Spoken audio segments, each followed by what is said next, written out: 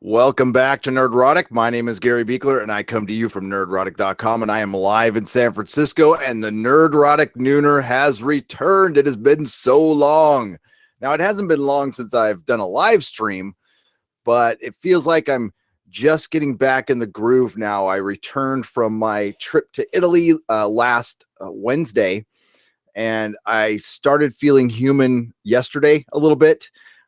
From the jet lag and being sick. And what's up, Odin? How's it going? And Nerdrotic Jr. being sick, and I missed Star Wars Celebration. So I was, I'll admit, I was a little depressed.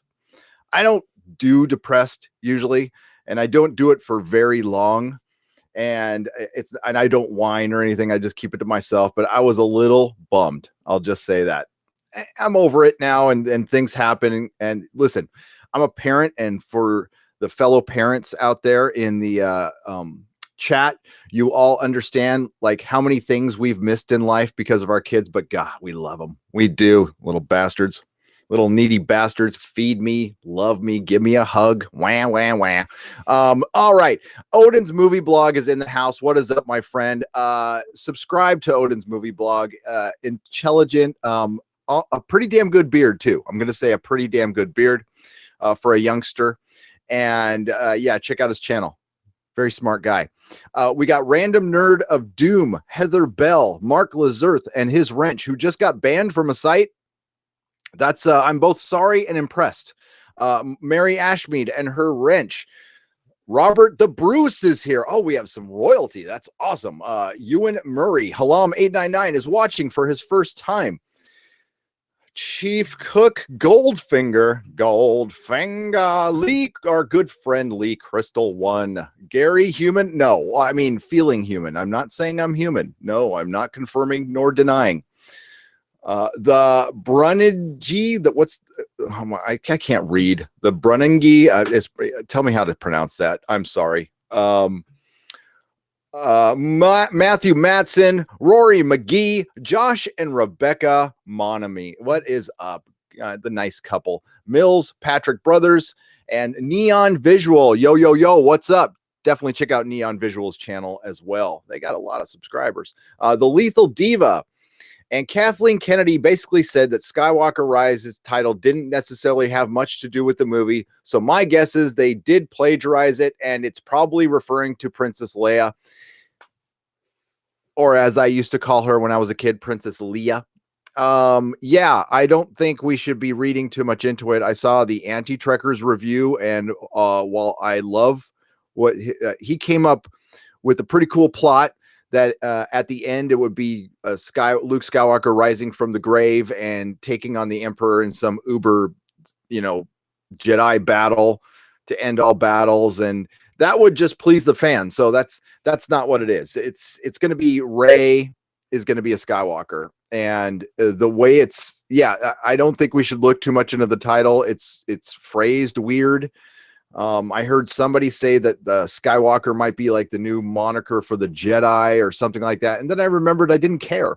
I just simply don't care unless it's the greatest Star Wars movie ever made. And still then they're not going to get me back. So what does the title mean today? The title of this Nerdrotic Nooner is Star Trek Chaos.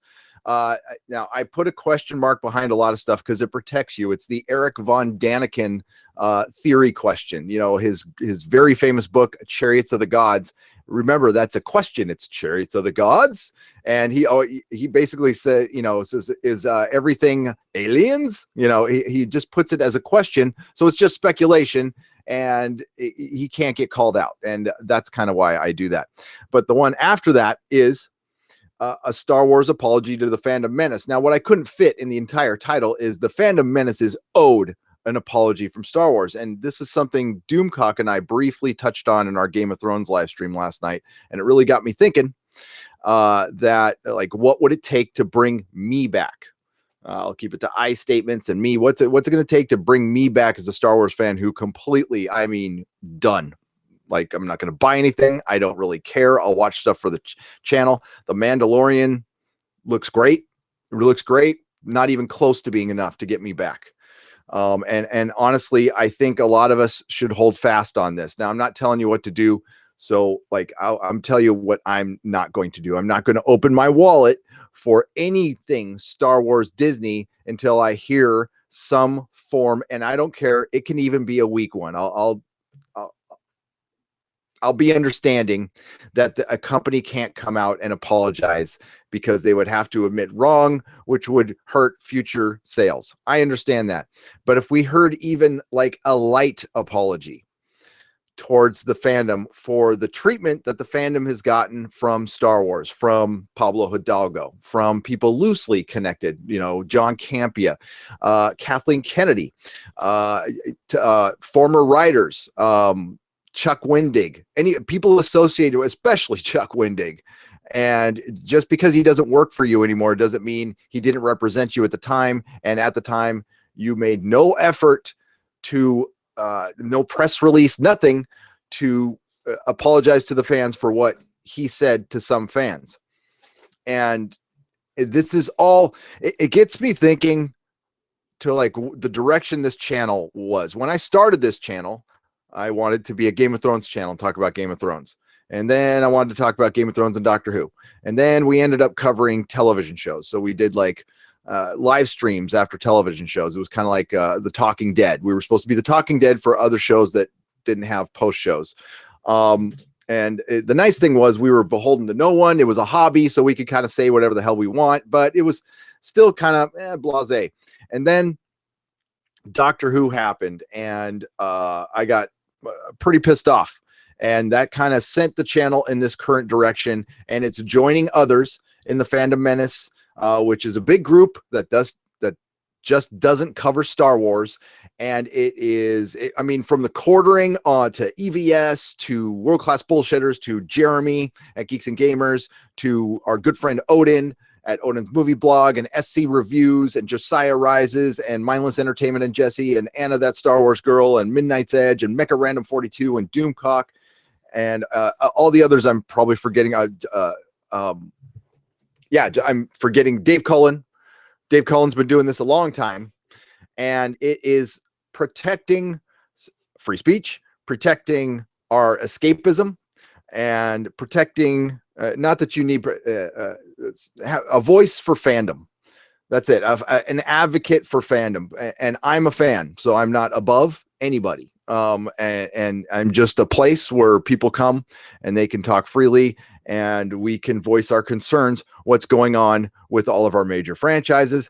And we all know, and it doesn't get said a lot, that this goes a lot deeper. It goes a lot deeper than that.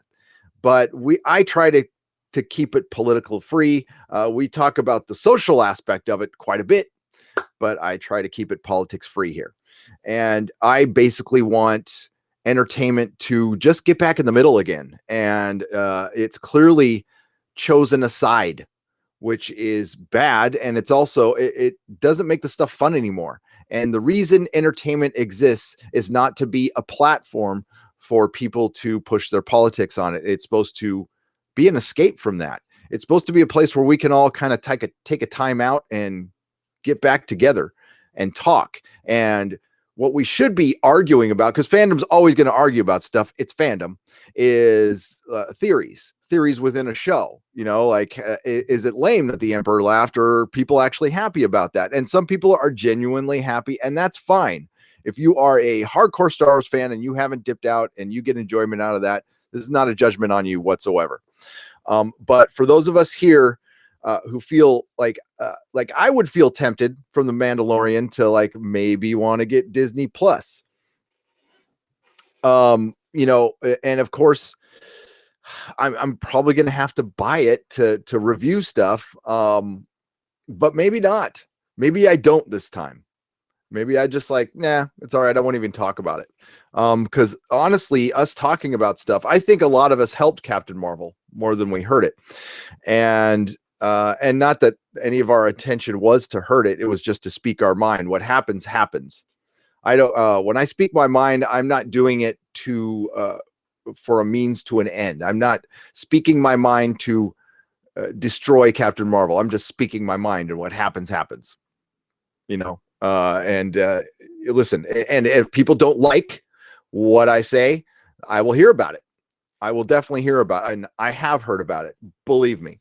The Clone Wars Season 7 trailer says Nicholas Horton, £2. I have not seen it, but that's another thing where Clone Wars is great.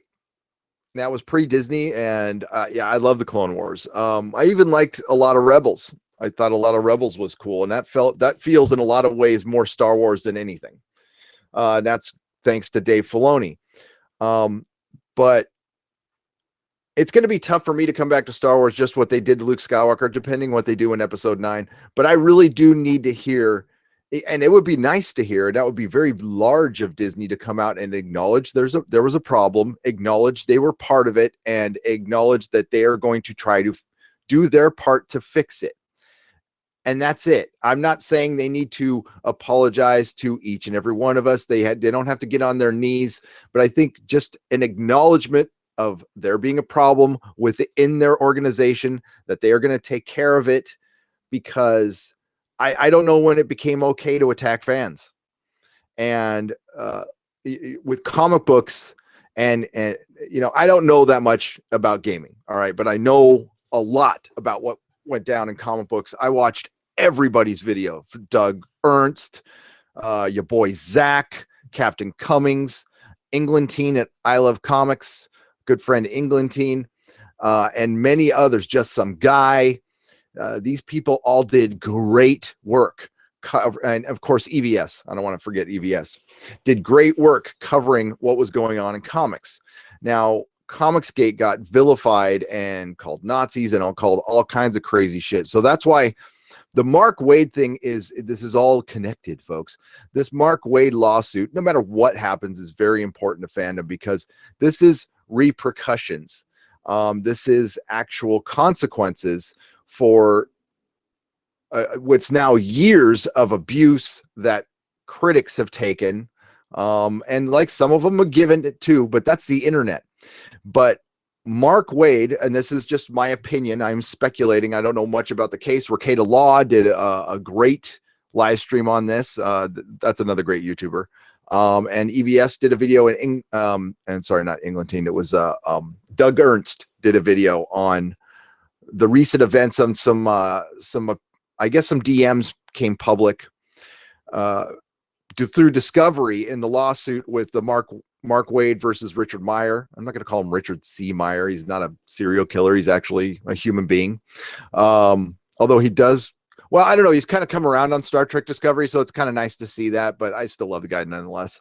And he wanted to do a comic book called Jawbreakers, and he wanted to sell it in comic shops.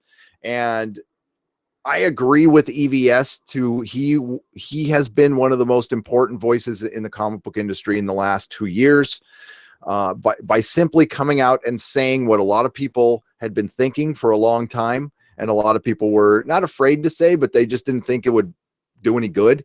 And Richard Meyer went out there as Diversity in Comics and did, in my opinion, a lot of good. Did he make some mistakes? Sure. We all do.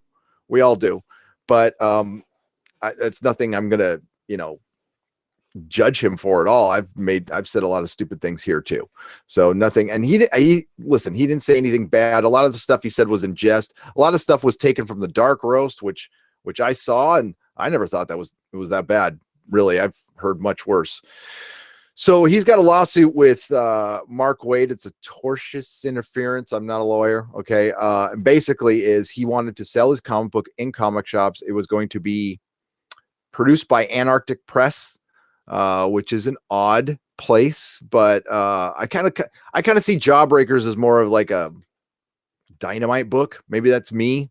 And I don't think IDW would ever work with them, but and I have Jawbreakers and I need to review it. It's actually pretty good. And Mark Waid interfered, I can't say allegedly, in my opinion.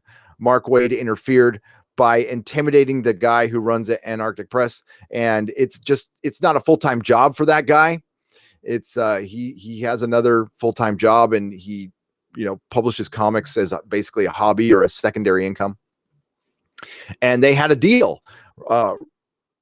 Meyer had a deal with Antarctic Press, and Mark Waid called the head of Antarctic Press, and in my opinion, intimidated him. And there's now DMs that, in my opinion, prove this, that he bullied this guy to not carry Richard Meyer's book. Now, Richard Meyer was, of course, able to do an Indiegogo.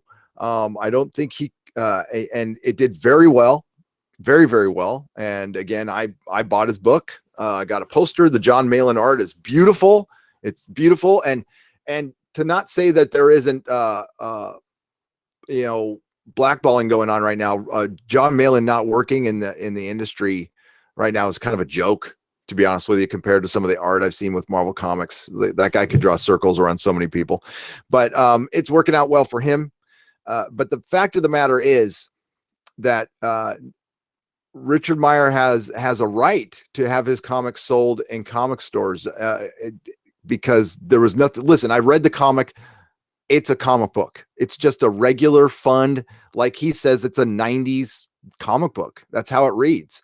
And it's not going to reinvent the wheel or anything, but it's pretty good. It's better than what I expected, to be honest with you. Now, if you ask me, would I have carried this comic book in my comic shop when I owned a comic shop, and say it was just in previews and there was no controversy around it, I probably would have passed it up. I'll be honest with you. I probably would have. I passed up a lot of AP stuff. I only had so many dollars to go around. But if I had a comic shop, and knowing how important Richard's voice was, and with the controversy, I would have ordered a crap ton. I probably would have ordered 100 copies for my store, knowing it would have sold. It would have sold in stores, obviously, because it sold on Indiegogo. It sold a lot better than a lot of mainstream comics. So Richard had a right, in my opinion, to get those comics sold in a comic shop. And I believe a lot of comic shop owners would have ordered the book, because let's compare it to Captain Marvel. I think the controversy put a lot of butts in the seats for Captain Marvel. And I think the same would have happened for Jawbreakers. I think there would have been a curiosity factor. I think there's a lot of evidence that curiosity factor sells a lot of crap. Controversy sells a lot of stuff. Not calling Richard Meyer's book crap at all. That's just an example. So in my opinion, I think it would have, now, would it have sold as many as Indiegogo? I don't know that. It's not a question I can answer. I just know that I would have bought a lot, because, listen, speculators factor in on this. And again, controversy. There's a lot more people that back Richard than you would think. And yeah, I think even here in San Francisco, it would have sold a lot of books, and there would have been some hate buyers too. But a buck is a buck, and Richard knows that too. And so does Antarctic Press, and so does Mark Waid. And I think, in my opinion, Mark Waid stopped this, because if it was sold in comic books, that would be a way of legitimizing Richard. Well, Richard doesn't need that legitimizing, I'm sure, and I don't want to speak for him, but he's legit already. He's totally legit. He doesn't need to be sold in comic shops. Now, beyond that, beyond Mark Waid, do I think that comic shops might have colluded a little bit behind the scenes? In my opinion, yes. Yeah, I think there was some circumstantial evidence that might have been going on already, but I can't prove that, so that's just purely my opinion. So I'm going to get to some super chats. That was really one of the things. There's a lot of Star Trek stuff going on. My insider, excuse me, hang on. Jesus, I should have drank some more coffee before I started. My Star Trek insider got to me, and there is a bunch of stuff going on. And then I want to talk more about the Fandom Menace. But yeah, it's really interesting that I want like hell for Richard to win this case, because I think that would just send a message to everybody to that there is consequences to your actions when you try to F with a guy's life and his livelihood. It doesn't matter how it turned out for Richard. It doesn't matter.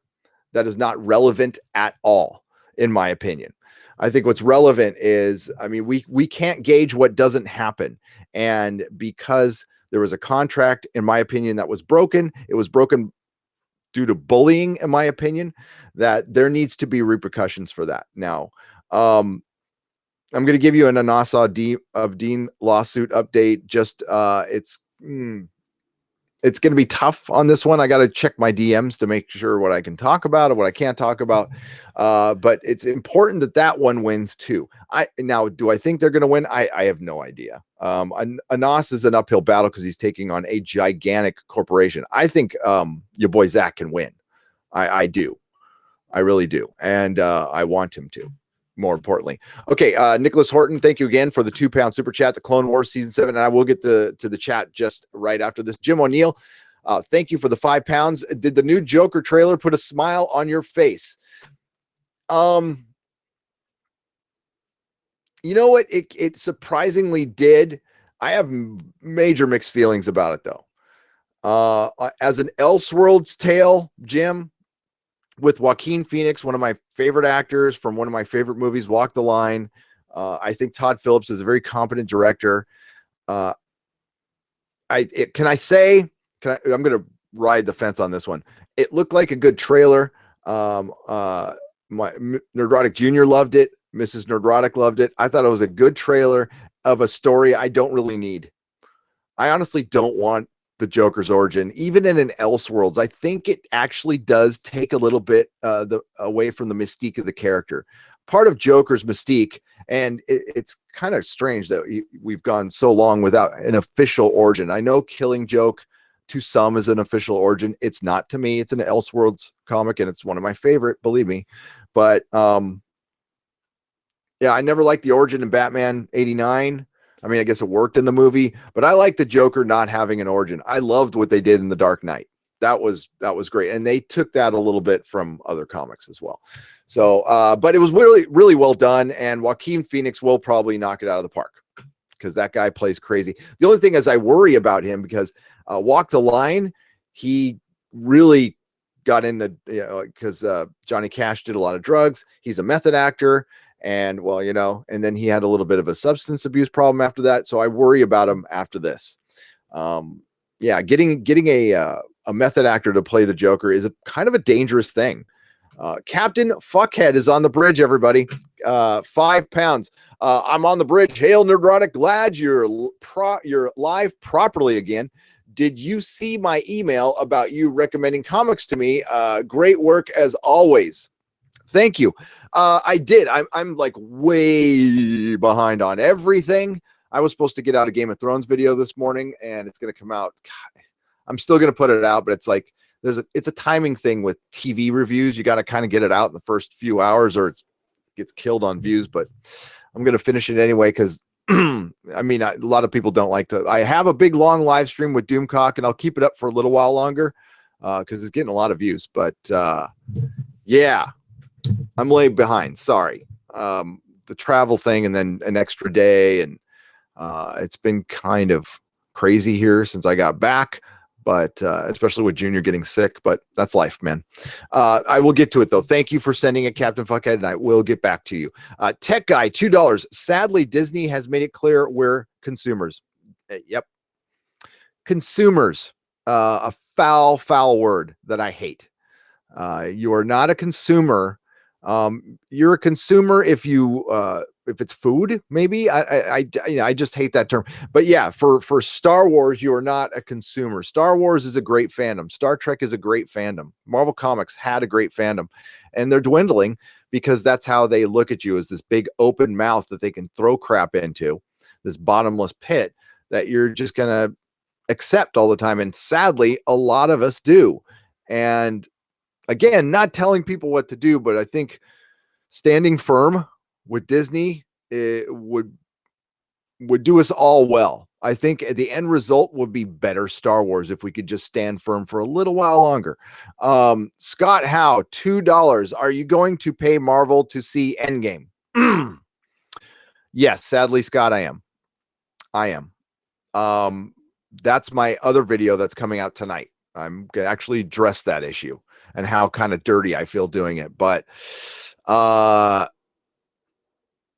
man, I know it sounds nitpicky and stuff, but I'm a grateful recovering addict, and part of the program I have to run to stay sober is I have to be rigorously honest,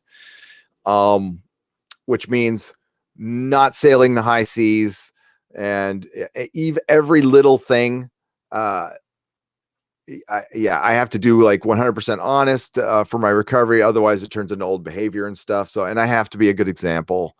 So I'm going to pay, although it's at this point, it's reluctantly. I know, I can't believe I'm even saying that, Scott. But yeah, I got my tickets. I'm going opening night. There will be a live stream review. I think Comics Division, if you're out there, make sure you see it Thursday, and we'll do what we did for Captain Marvel. Flavius Alicanther for £2. Zach has won after discovery on Nick R's team. Zach has won after discovery on Nick R's stream. Oh, gotcha. Okay. I believe he has.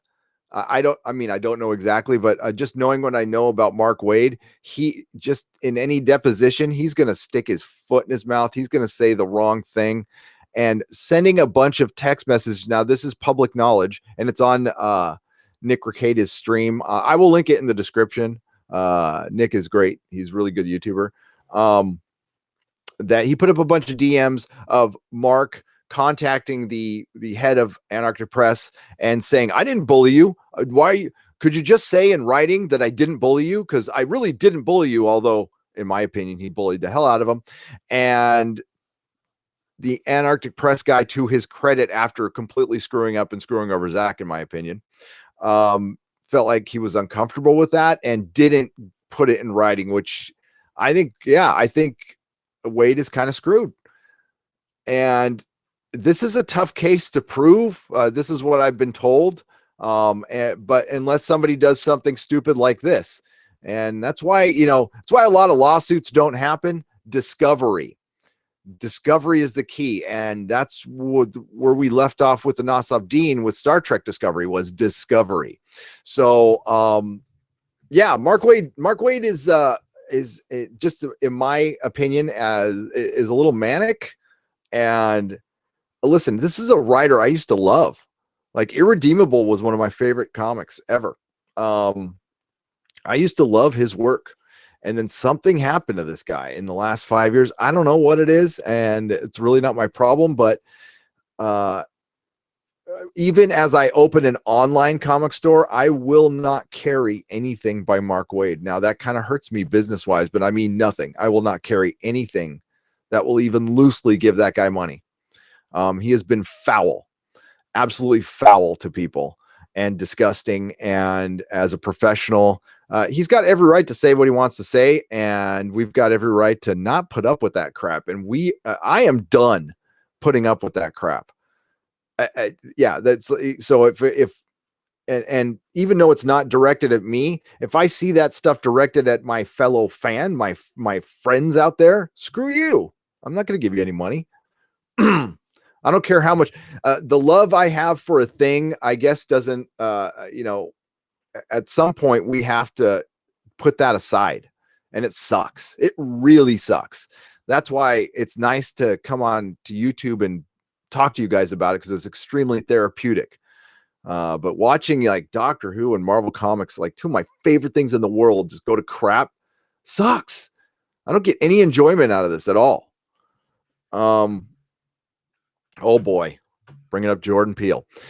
Jen Eric, Canadian $5. You think Jordan Peele is actively trying to make himself a target so then he or his survivors can just play the victim? Dangerous time. Yeah. Oh, I think he is deliberately stirring the pot.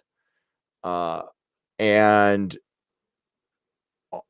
honestly, it might be working, because aside from the two Twilight Zones I have seen that have been hyper political and one of them very anti-white, they're not good. They're simply not good. So I think what happens is, hey, let's be controversial to cover up my inability to write. And Jordan Peele, by all accounts, was going to be the next king of horror, but not anymore.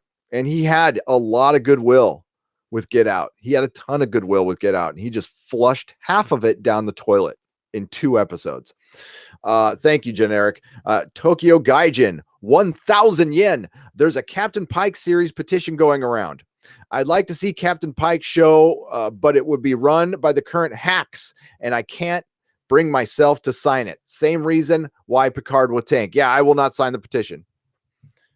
As much as I like Anson Mount, honestly, Pike wasn't a good character this season. It was the best character in a bad show, but he was written so poorly. Anson Mount did the best job he could have, and props to him. And I can understand why he would want to punch somebody on the set, allegedly. I would too. I mean, like, it's ridiculous what they put that guy through. And then to have the balls to salute him, like all these people had respect for him, like Michael Burnham disobeyed every single one of his orders right up to the end, right up until the end.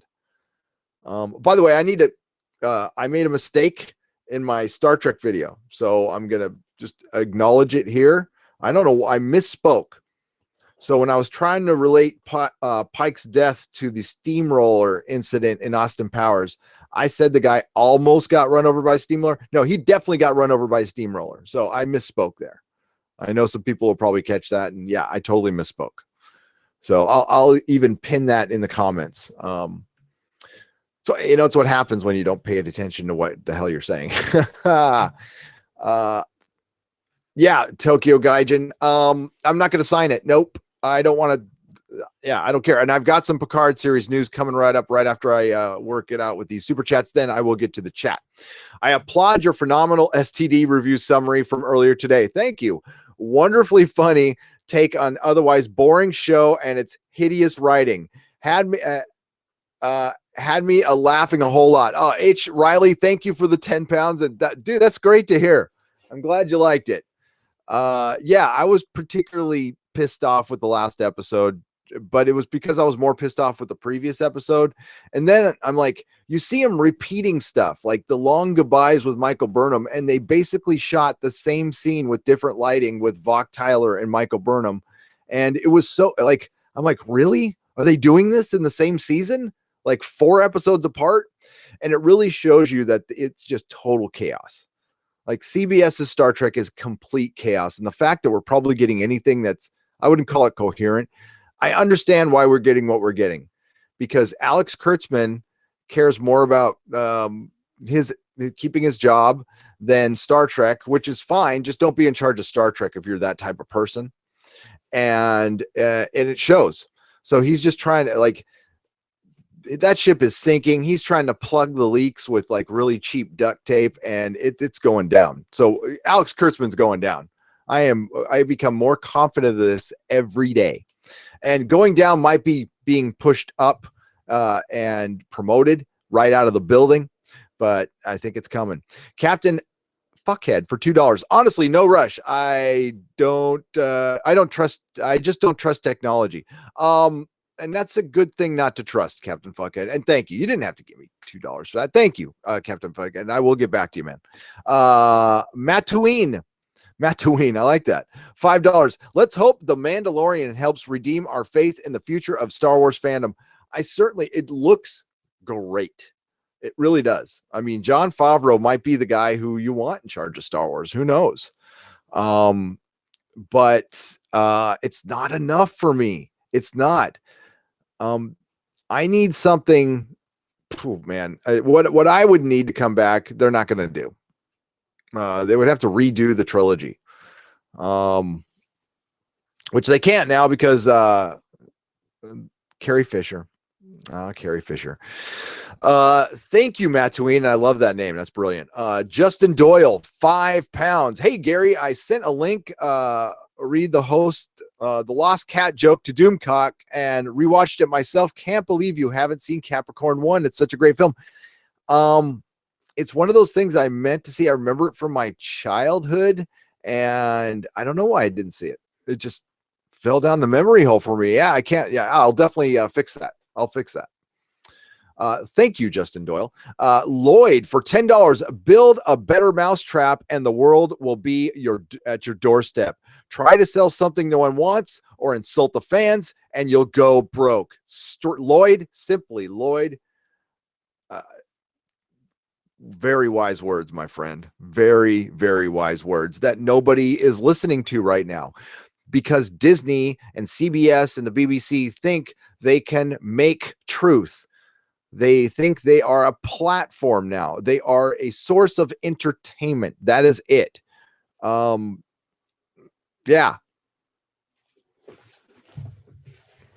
Bruce Lombardo, $1.99. Bring us the Exozone. And I appreciate your work. Bruce, it is coming. I got to talk to Doomcock later today. I haven't even had a chance to hit my DMs this morning. I've been so busy, but I'll be up until about 3 a.m. working on stuff and getting back to messages. The website's almost caught up, but thank you. Yes, the Exozone is coming, and I'm going to be guesting on a radio show this Saturday. So that is a paranormal radio show. And I will get you the plug of that before I leave today. Larry, thank you for the $1.99, Bruce, and thank you for the kind words. I truly appreciate that. And really, like hearing that one of my videos made you laugh, like makes my day. H. Riley. Larry, $2.99. As Gary said, STD is a singularity of suck, and he sent it twice. I wish I could refund you. Was that an accident? Oh no. $2.99 twice. But hey, again, hearing that, yes, it is. And it really does suck that Star Trek sucks. I forgot to bring him in here. I was meeting my sponsor. That's why this is late. And my sponsor he moved into a new house, and in this house, he found a stack of old comic books, and he gave it to me. And it's on my kitchen table. I got to go through it. But one of the comic books or a few of them were the old from the 80s DC Star Trek run. And I was reading those, and like, they were so good. Star Trek used to be so good. And I was talking about this to Doomcock. There used to be toys everywhere in the 90s. You couldn't go anywhere without seeing the Star Trek figures everywhere, and it's just nowhere now. It's a shadow of its former self. Any merchandising it does is like Spock t-shirts and Eagle Moss ships, and maybe Diamond still doing some stuff. McFarlane's producing 2 figures, but that's what's going on with the licensing with Star Trek. As of right now, there is no licensing, or the licensees aren't going to back the Picard show. I'll give you a little tease before I read what my insider told me. There is no evidence that the Picard show went into production today, which it was supposed to. And there's a bunch of last minute stuff going on with the licensees. Patrick Stewart is already paid. I'm not saying he's going to walk. I'm not saying the Picard show is not going to happen. I still believe it will happen. I just believe it might happen with different showrunners, which would be the best news ever. And they need to redo that concept, because Patrick Stewart and Jean-Luc Picard being ahead of Section 31 is not anything I want to see at all. Yeah. Phil G, $8. Gary, I used to work at a rehab place. Yes, you must stick to the new positive habits, and you might revert back to old behaviors. You are an inspiration. Wow, thanks, Phil. I appreciate that. Thanks for the $8 super chat. Yeah, I mean, like, I'm not perfect or anything, but I've relapsed. So, and it was pretty scary. And I'm like just super grateful I made it back, because I didn't think I would, but I don't think I have another recovery in me. If I fall back, I'm gone. Yeah. If I stop making YouTube videos for long periods of time, then you'll know I fell off the wagon. We don't want that. That would suck. Because then I'd stop being a dad, and my life would be over. So, yeah, and that's how I look at it. It has to, it properly, like, not a lot in this world like frightens me, but going back out frightens me, and that's a good fear. It's a good fear to have. Bruce Lombardo, $9.99. I heard about Dark Waters on a earlier stream you did. I definitely want to not be occupied when you're on there. They do a lot of good crypto and paranormal subject matter. You are oh, that's cool. You are a good fit. You think so? I hope so, because yeah, I think it. Yeah. So here, let me try to pull this up. I think they emailed me.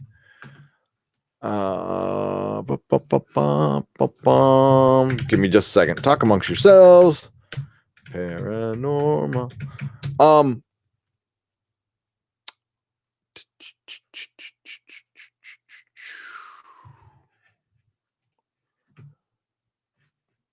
I can't find the email right now. Give me a second and I will find it.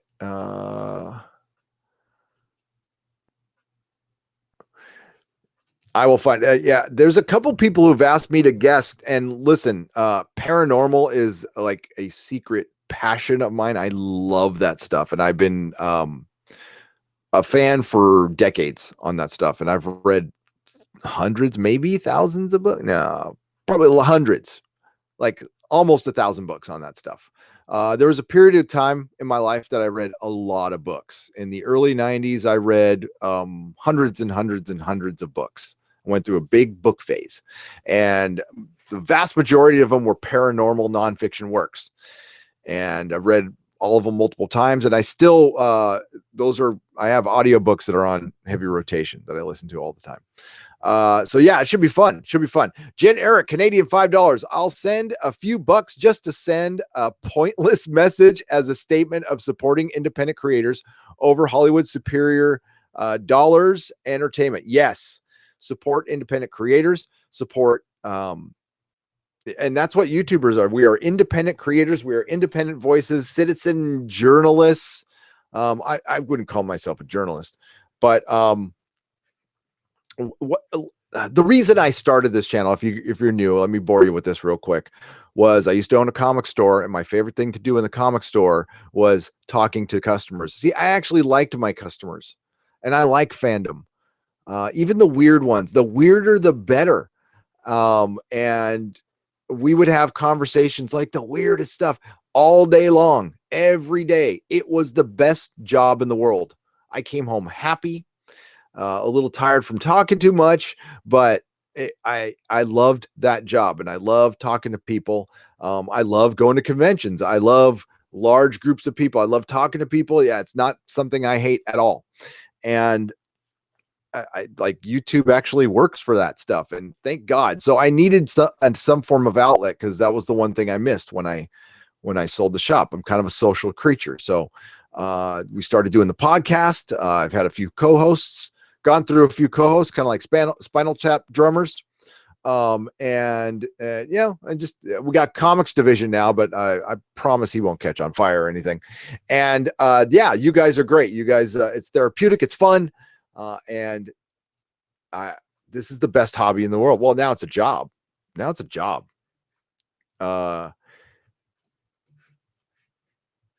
Tech guy, $5. I lived in a haunted room in college.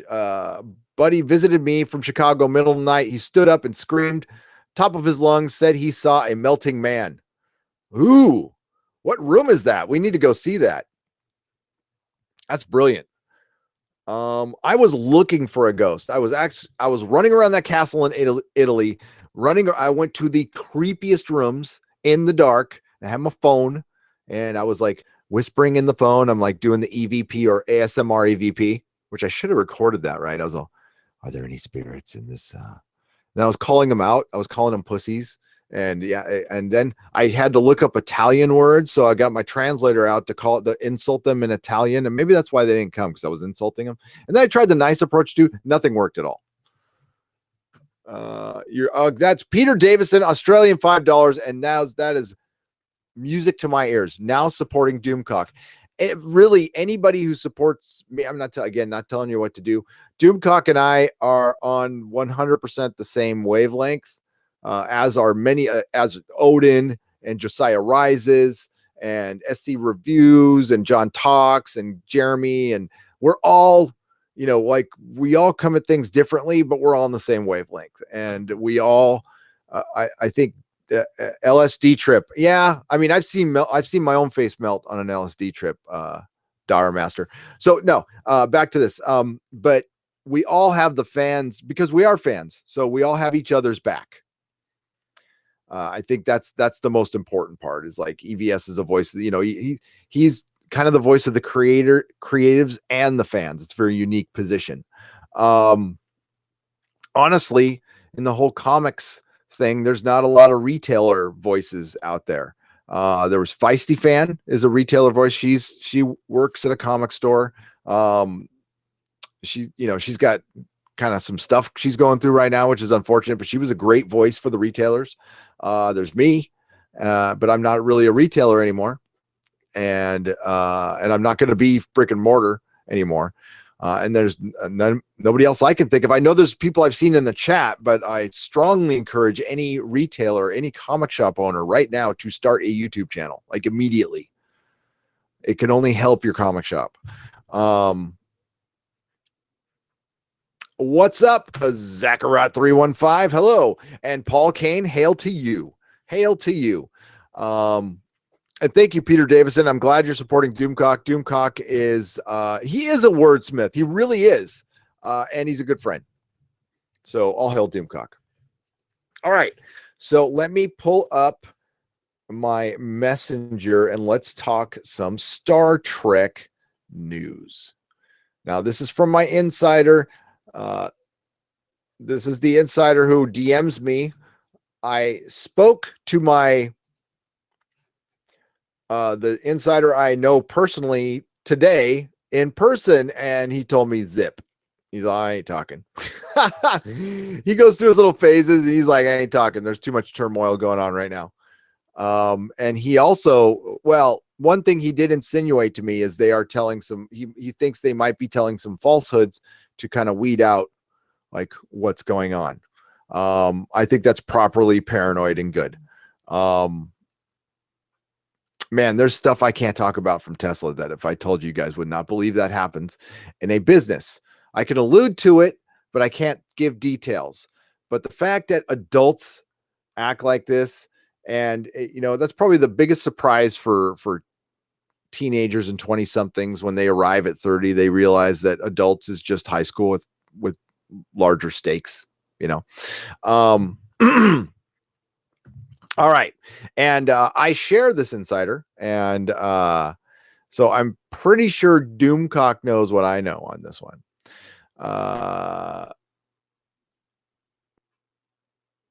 Wait until this afternoon. See if set photos leak, because that will mean a few things. If set photos get posted, they are proceeding without licenses. And we're talking about the Picard show. So I don't know. We're in the afternoon. I'm going to search right now if any Picard show set photos have been leaked, and they would probably be leaked on Twitter. So if anybody, I can't go on Twitter right now. I'm just Googling it right now, and that's not really going to do. Nope. There is no news on it today whatsoever. And then I'll check Twitter in a second. And I just got a message.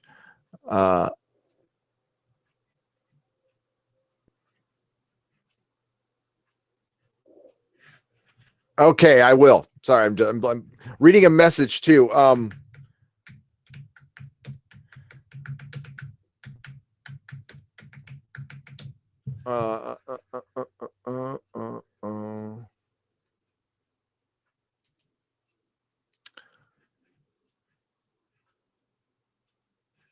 Oh, that's not working. Hang on just a second.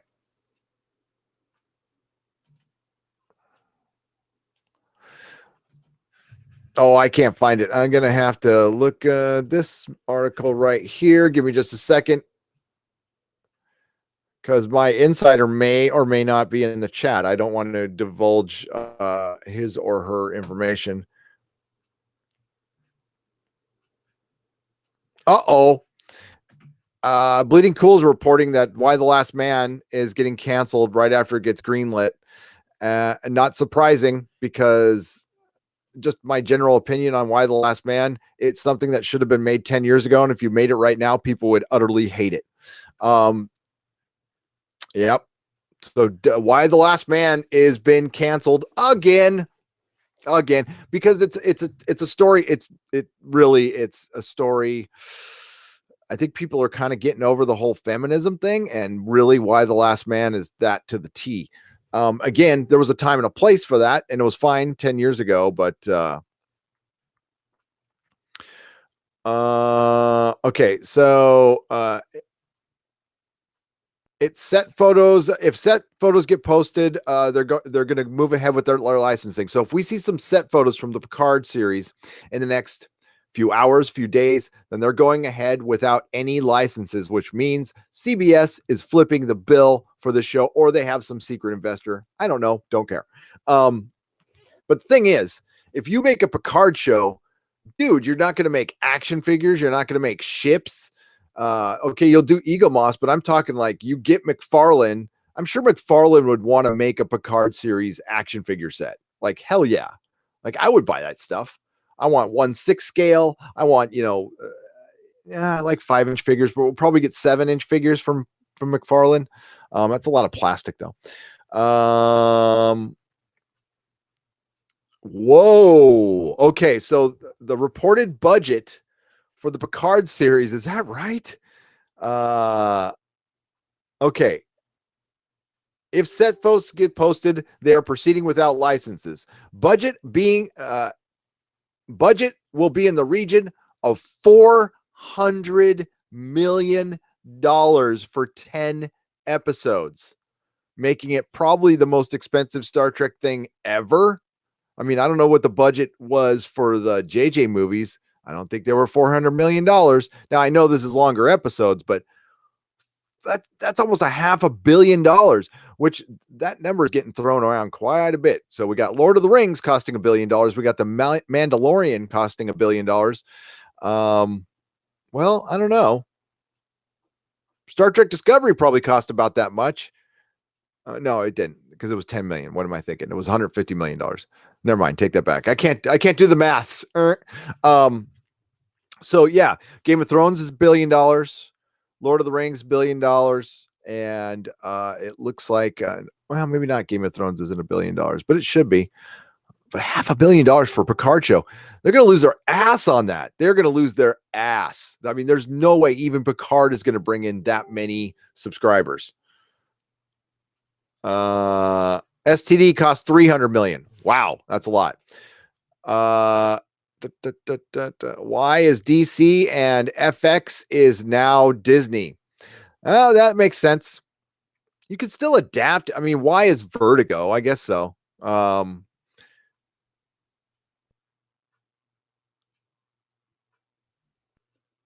to Sunday. Okay, hang on. Give me just a second.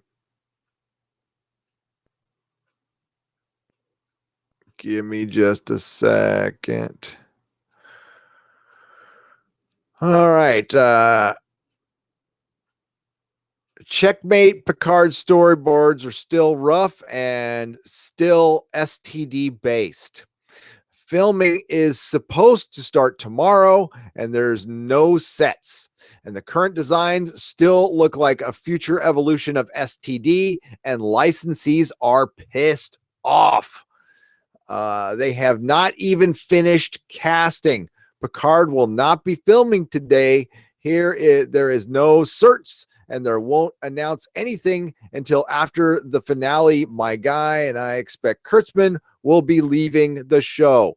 Now, this is just speculative, opinion-based stuff, based on circumstantial evidence. We don't know this for sure. I mean, God, I would love it if Kurtzman left, but really, honestly, if they replace Kurtzman with Michelle Paradise, who wrote that last episode, really? They need to bring in a Star Trek person. Period. End of story. I need to get back to the chat here too. Sorry, chat. And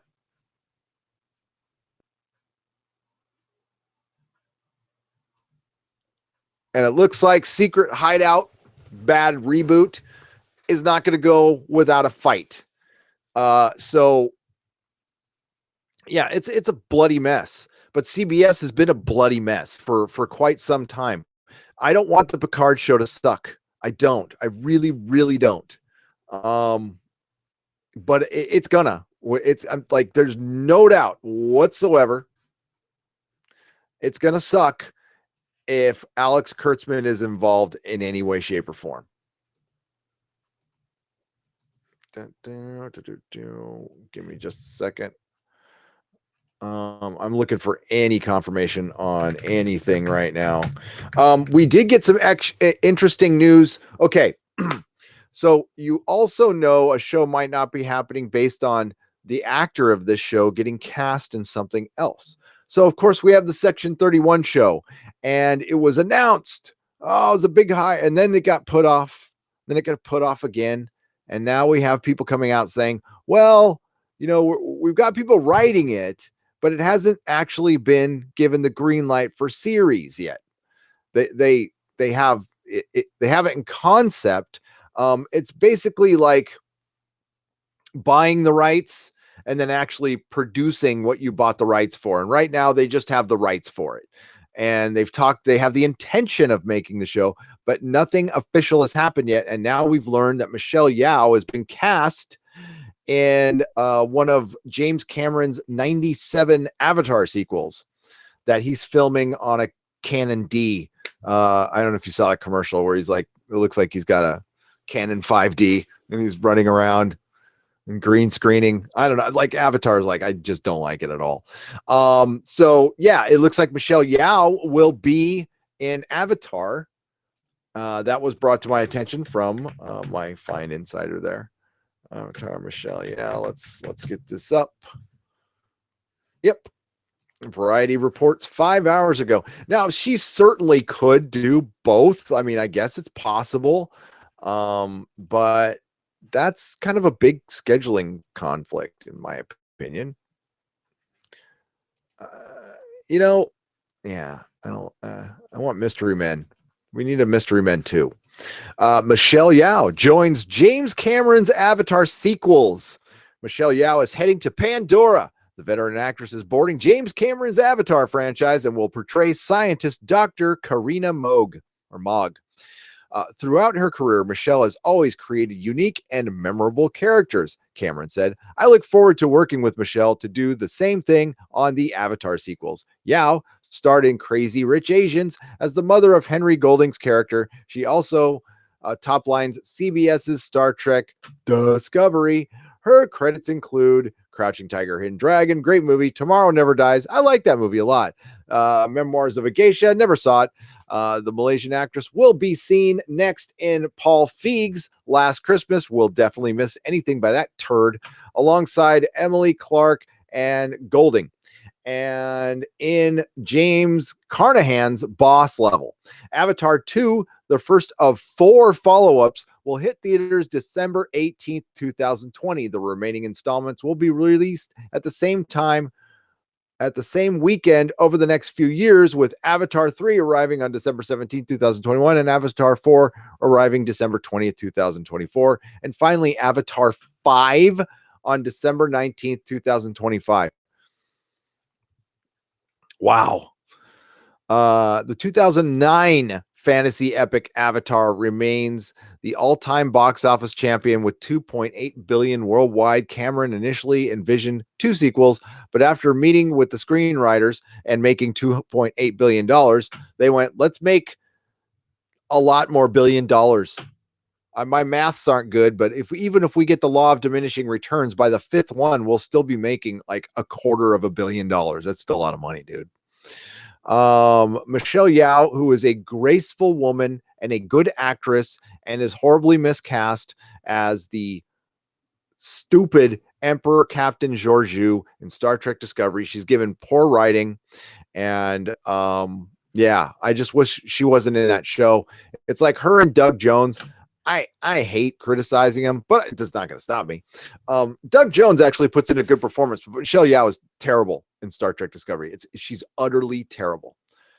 Her big line in the last episode was, "Oh my God, orange." It's like,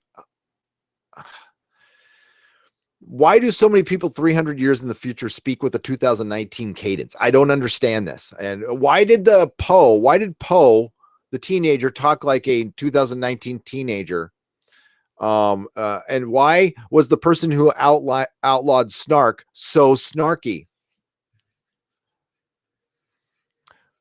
Yeah, so it looks like Section 31. I don't think it's going to happen. That's just my opinion. James Hancock broke this down in one of his Star Trek Discovery reviews so well that Kurtzman's MO is to grab a hold of a franchise and then announce 97 sequels. And it's a way to guarantee your job. And it's the same reason they announced the Ruin Johnson trilogy, which is not going to happen. Not going to happen. But they'll never officially, they'll say it's in the works, and then maybe 5 years from now, they'll go, it'll just go down the memory hole. Kind of like a good example is the New Warriors from the MCU. Remember the New Warriors TV show that was going to have that, the girl from the phone ads? She was in Silicon Valley playing Squirrel Girl, like the big busty girl, like the perfect Squirrel Girl, to be honest with you. Yeah, what happened to that? I heard the premiere sent the executives through the roof, and they thought it was so good they weren't going to carry it on Freeform, and they were going to shop it around, and then we never heard about it again. That's exactly what's going to happen to Ruin Johnson's trilogy, and in my opinion, Section 31. We'll just never hear about it again. They'll be all, what Section 31 show? Never happened. Never happened. They don't officially cancel much in Hollywood, to be honest with you. They just don't renew stuff. It's fixing the glitch. It's fixing the glitch. We didn't fire him. We just stopped paying him. Yeah. Okay. Let's get back to the chat. I'll be right with you. I've been babbling so long, I forgot some super chats here. Tech guy. Here we go. Oh, Nicholas Glenn. Oh, this is great, Nicholas.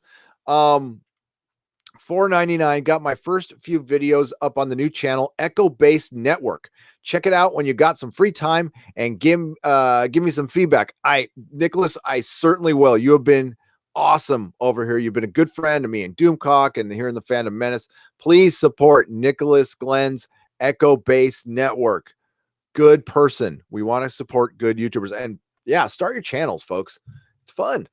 It's fun. Like, yeah, not everybody's going to hit all the subscribers in the world, but I mean, like, honestly, if you put some work into it as a habit, I guarantee you will get a couple thousand subscribers, which is enough to have fun, and make it a good habit. And who knows, maybe one of you out there will just blast right past us, which would be great, which would be freaking awesome. The more, the merrier. All out of bubblegum for $10. Drug and alcohol abuse is no joke. It's not. Unfortunately, I've witnessed most of my friends and family end up in jail or dead. And that's what helps me from letting that demon control my life. Stay afraid. Definitely stay afraid. Jails, institutions, and death. That is where you end up. And death is the easy one because you're dead. You don't have to worry about all the harm you're doing to other people. And yeah, unfortunately, for those of us who survive, there's a lot of stuff to deal with. Just quitting is not enough. It's just actually the drug abuse is a symptom to a much larger problem, much larger problem, which usually goes back to either bad wiring. I mean, some people are just born that way, like I am. I was born that way. And then there's abuse and all kinds of other stuff. So it needs to be dealt with kindness, but there still needs to be consequences for actions too, because there is a conscious decision in there somewhere. And yeah, it's tough. It's tough. But yeah, I've watched way too many bad things happen. That's why I try to enjoy life. I do. And even though I bitch about Captain Marvel and Doctor Who, I'm pretty much enjoying my life. It's nothing's going to be perfect all the time. If you're happy half the time, I would call that a success. Thank you, all out of bubblegum. Alexis Valens, $3.99. Any thoughts on Brightburn? It might be interesting. It looks very interesting. Hey, look, I'm going to watch it. Definitely going to watch it. Mark Taylor, and listen, my opinions on James Gunn are this, because I know it's going to get brought up. Completely sick shit that he was tweeting about. That being said, I don't think he should have been fired. I don't think Roseanne should have been fired. I think they should be allowed to say what they want. I think a suspension might have been ordered. And I think it's very, very, very, very weird, his associations. It's not just the humor. There was some associations there too that got in trouble. I think an investigation from Disney might be in order, and maybe they've done that. But no charges have been levied at him at all. And there's nobody said anything. So until I see, just like with Vic, until I see some evidence, I can't say anything. I mean, like, I need to see evidence. It's really sick, and I've talked about it openly here as somebody who's been abused as a child. It's not something I joke about, but I mean, if somebody wants to joke about it once in a while, it's humor. We need to laugh about some stuff. But I don't know. Whoops, hit my mic. That was a lot of jokes, and I totally respect anybody's opinion who's like, I ain't getting near that guy, and I don't blame you. If I had a little kid, would I let him near James Gunn? Hell no. Hell no. Hell no. Which I hope, if James Gunn hears that, thinks about that. There's a lot of people in the world who wouldn't let their little kids around you. I mean, like, that's kind of a unintentional creeper. Joking about that stuff too much, even if you're not into that stuff, makes you an unintentional creepy dude. Do you want to be a creepy dude? But he does come from trauma, which is filled with a bunch of creepy people, in my opinion. Lloyd Kaufman included, in my opinion. Oh, that's cool. That's cool. Mark Taylor, $5. Gary, thanks for turning me on to Umbrella Academy. It's phenomenal. I binge watched the whole thing. Great job with the channel. Thank you, Mark. You're welcome. And I'm glad you enjoyed it as much as I did. I really enjoyed it.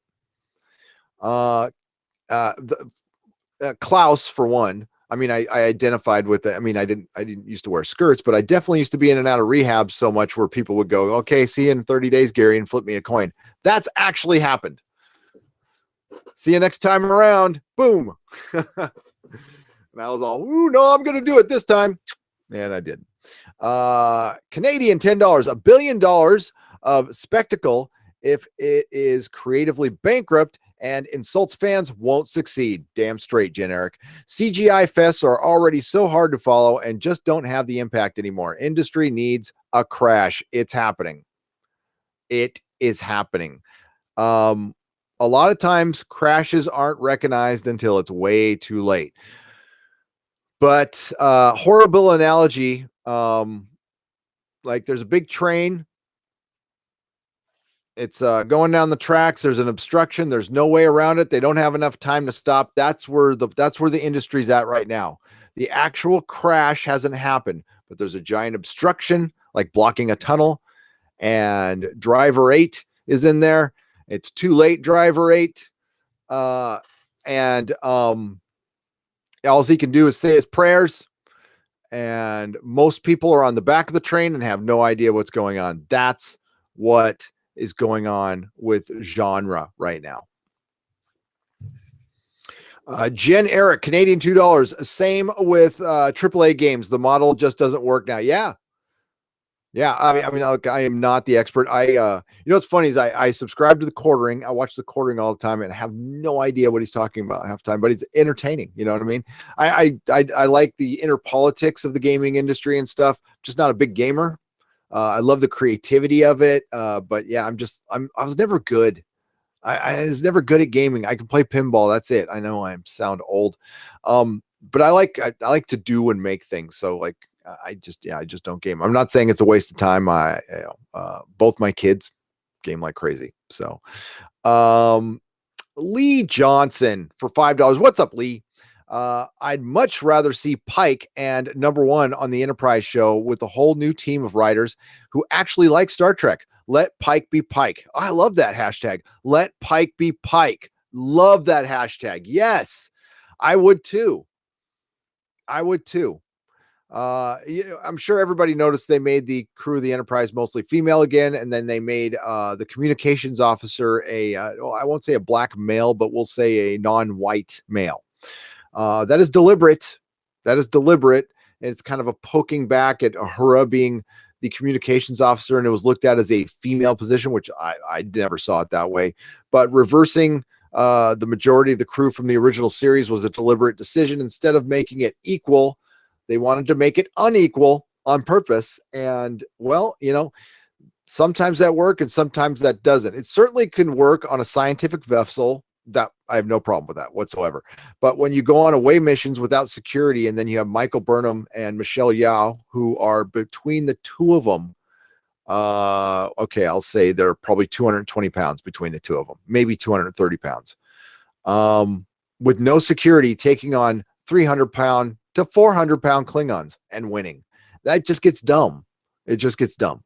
It's hard to suspend belief.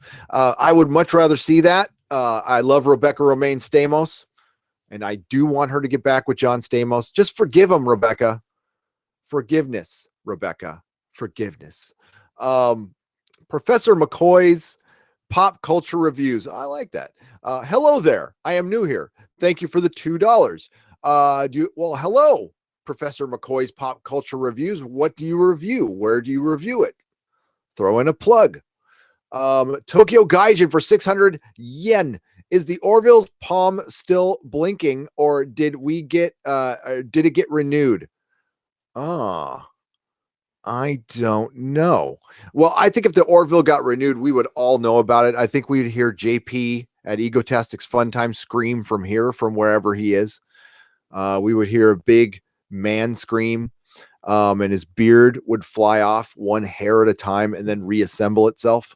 In a quantum kind of thing. Quantum. I'll look.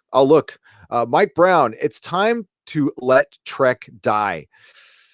I'm there with you. Yes. I think continue with what we have, or just let it die. Let it die.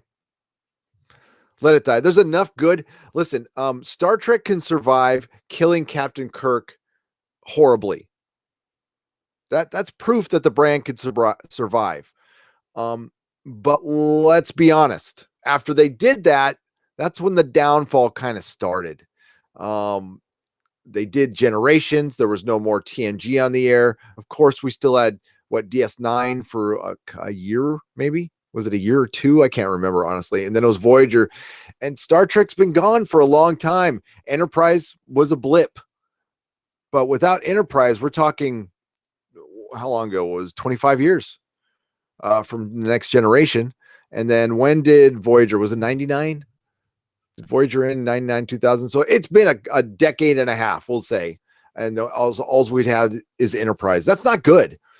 Now, Doctor Who survived a big, long thing, but when they brought the show back, they brought it back right.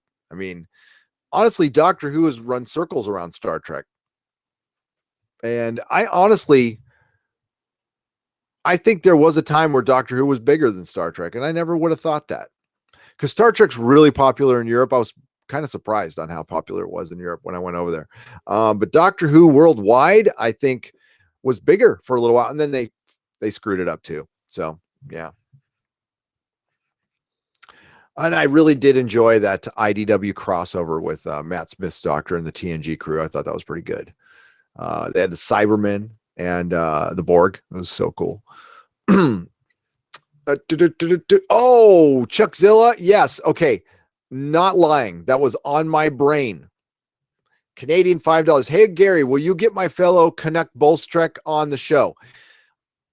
I was going to message him today to ask him to be on Friday night, or a day stream. I don't know. I think he works for a living. But we need to talk. He and I need to talk immediately. I think we need to, because there's a lot. I'm hearing a lot of scuttlebutt with Doctor Who. But some of it's not confirmed. There's some good scuttlebutt out there, and I'm not going to call anybody out because I get shit wrong all the time. But they're definitely moving Doctor Who back to Saturday. It looks like they want to do a Christmas special, but I'm not sure if they can because they lost the slot and they have to fight for it back. And then I've heard scuttlebutt that this is it. Chibnall and Jody's run might be it. But nothing confirmed on that. Nothing confirmed at all. That was scuttlebutt from an inside. It's not even it's somebody who knows an insider, so I can't confirm crap on that one. That's why, or I would have done a video, believe me. But I just in my opinion, Chibnall for sure, in my opinion, is gone. Like apparently he's not happy with the whole thing. Bruce Lombardo, thank you for the $4.99. This is for pinball. Medieval Madness is my favorite, but I will play every Pat Lauer machine I get my flippers on. Let me show you a picture of the machine I have. I actually own a pinball machine. My favorite pinball was Terminator 2. Do you guys remember Terminator 2? That was a good pinball machine, and I did well. There it is right there.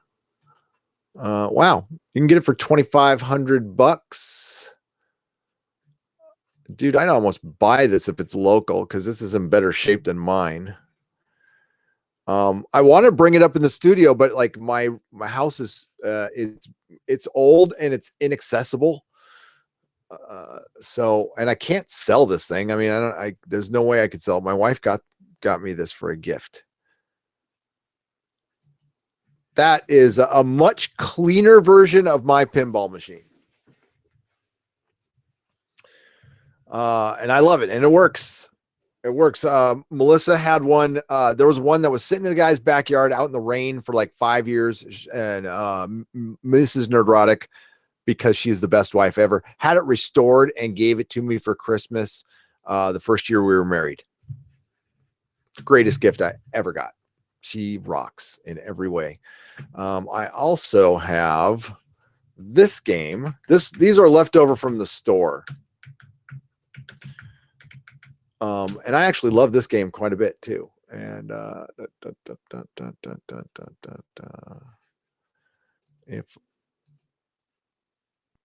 there it is right there. Nope, that's not it. That's it right there. And this thing is in pristine condition. So I have the Spider-Man Sega arcade game.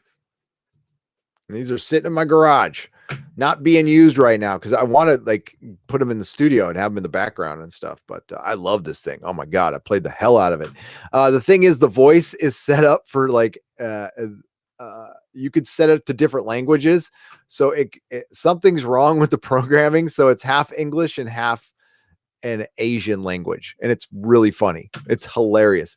So the good guys are in English and the bad guys are in like some Mandarin, maybe. I don't know. It's funny as hell. It's great. I love it. I've had to replace the monitor on it a couple times, which that costs a few bucks. But thankfully I haven't. Oh boy, Josiah Rises is here. Why you, man? Hey, you really need to stick with that idea, Josiah, of since you're a good Christian white male, that anybody swears on your live streams, they need to put you need to have a swear jar. And I want the credit for starting that, because I gave him $2 because I cussed twice on his channel, and he's a good Christian white male, and I'm a heathen from San Francisco. I don't quite worship the devil, but I'm really partial to Cthulhu myself. But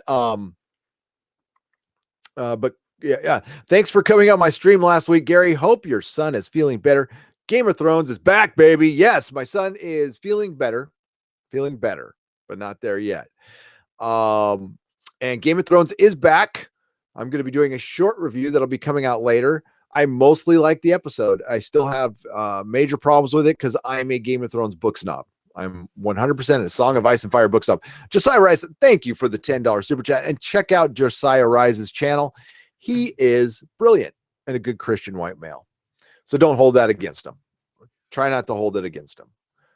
Nobody's perfect. I'm just kidding. Christian. You know what? Christians get, I'm not a religious person, but Christians get picked on way too much. That needs to stop. And my whole theory on that is, if you're going to pick on them, you got to pick on everybody else. That's it. I mean, don't stop. I mean, certainly, but yeah, it just seems like one religion's getting favored over another, and well, we all know why. And I'm not saying one is better than the other, because I'm not. Where did my chat go? There's my chat. Okay. Thank you, Josiah. Big Red Bear, Canadian $5. You read the legal documents for Mark Waid. They're hilarious. That idiot is sunk, and the world is better for it. I saw, I watched Ethan's video on it, and Nick Rekieta's he's a complete idiot. I mean, he's a creative. I don't want to say idiot. I mean, like, he's a clever guy. He's probably going to stop being friends with me on Facebook after this if he hears it. I'm surprised I'm still friends with him on Facebook. That just means that, I haven't quite made it yet. I don't get blocked by anybody. The only person I got blocked by was Will Wheaton, and that's because it was a blockchain from EVS, I think. So here's the deal with Mark Waid. He's not an idiot. He is a creative. So and a professional creative. Creatives we're a little scatterbrained. We're a little bipolar sometimes. We're a little nuts. And that's what makes us creatives. And sometimes some of us don't behave like adults. And this is a creative behaving like a child. This is a grown-ass man who's older than me, who thinks he's actually defending people from bullies. He's got a superhero complex going on right now, in my opinion, that he needs help for. I hate to break this to a lot of the SJWs and the people who are in the Comicsgate thing. There's no real Nazis out there. I'm sorry. I know you want there to be so bad. You want there to be Nazis out there, but there's not. So you wishing them to exist so you can fight these mythical Nazis and impress girls or give yourself some weird self-worth. Try to make the world, like you guys say all the time, try kindness, try compassion, try empathy, try understanding the other side instead of calling everybody a Nazi. Because you know what you do? You just devalue the term Nazi. It just doesn't mean shit anymore. And I'm sure the 500 Nazis that are left, the actual 500 Nazis that aren't in prison here in America, out there, thank you for it. And that's the whole thing. It's like these people want them to exist. There isn't some vast conspiracy. Okay. What was Nick talking about on his live stream last night? There's a broad spectrum to white supremacy. Somebody actually said that. No, I agree with Nick. No, it's a pretty cut and dry thing. White supremacy is pretty cut and dry. And, yeah, I mean, I don't know any. None of my friends know any. The only time I've ever come across them is when I go into prisons for H&I, and that's a poser. Yes, there are Nazi white supremacy gangs in prison, and they're all posers. It's prison gangs. It's survival. They're all in their little gangs, in their little groups, because prison is a microcosm of society. So everything is divided by race. I don't know if they still do it anymore, but they used to not bunk. They used to not mix races in cells. They might do that now, but they didn't before. And that's the only place I've ever seen them. And the minute they get out, they stop being that. There's one occasional guy who will get a swastika tattoo on his neck, and well, he's going right back in. That guy's not going to last very long. So there's no real threat. Sorry to report that. So Mark Waid's all caught up in thinking he's some kind of Nazi hunter. I don't know. I think he thought he was actually being a superhero by stopping Richard from selling his comic book that had nothing political in it. PETA might have a problem with it because they're fighting a giant gorilla that's like a robot. But that's the only thing I could possibly think of. So yeah, Mark Waid, a guy I used to like and respect, and I've met. And even when I met him, though, I always thought it was very euphoric. We'll say very euphoric person. I've experienced this a lot in the rooms of NA and AA, and all I'll say is, all are welcome in AA and NA. All are welcome. We have a seat available for you. Everybody's welcome, man. You walk in that door and there's no judgments. That's the great thing about the program.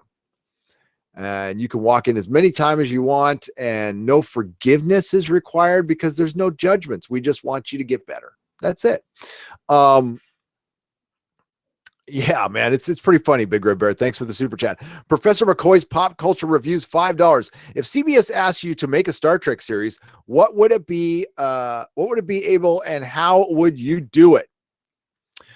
I would go forward, not that far forward. I would say the same exact amount of time where we left off. So I would go from where they're going to go forward with the Picard series, like 20, 30 years, not even that, 20 years after, I want to say Insurrection. I can't remember but you know what I mean? So, I would have a new crew going on a 5-year mission to some part of the galaxy that they haven't explored before, and keep it simple. Keep it simple as hell. The ship would be a little more advanced, and you'd have to deal with the godlike technology that the Federation has by making the I mean, it sucks, but you kind of got to do a Voyager thing. You got to put it on its own. So it's not just because the Federation the technology is like almost too advanced to have any problems with, or you're going to have to create a villain that is way more advanced. And we kind of done that with the Borg, or maybe have a new threat, but honestly, it just needs to go back to basics. We don't need a different kind of Star Trek. That people reject that. People have rejected that. We got that with Star Trek Discovery. We got different and it sucked. So I would go back to basics and have a bridge crew that you follow, and not even worry about the concept as much as you worry about the characters. You get some good characters. You get a writer who knows Star Trek, who can recite Star Trek in his or her sleep.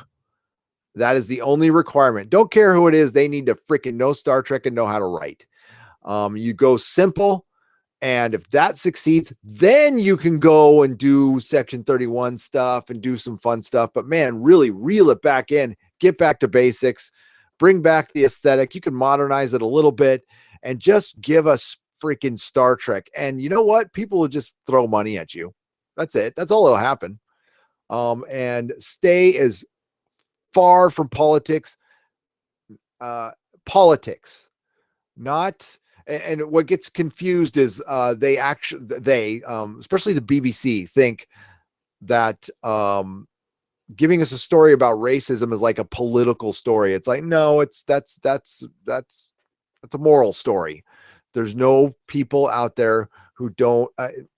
There are racists out there, but they're not watching Doctor Who. They're not watching Doctor Who. Okay. And they're not really, I mean, there's pockets of it in the West, but there's no giant Klansmen groups running around. Listen, I was even in San Diego in the 80s that had war, which was the offshoot of the KKK, and Tom Metzger was in Fallbrook, where my mom lives now. And you know what that guy did? He was doing cassette tapes, and he had some weird radio transmitter, and he would do radio shows at night in the 80s and get 3 people listening to him. And the only people that made a big deal about him in San Diego was the media when they needed a boogeyman. But the guy had no influence. He was poor. He was dirt poor. He was nothing, because there wasn't any. Yeah, and it was called war. It was the white Aryan resistance or whatever. A couple of the skinheads were into it. You know, again, being kids, and they were stupid. I didn't like them. But yeah, I would just keep it simple. And I would be Star Trek, which is naturally diverse. What I would do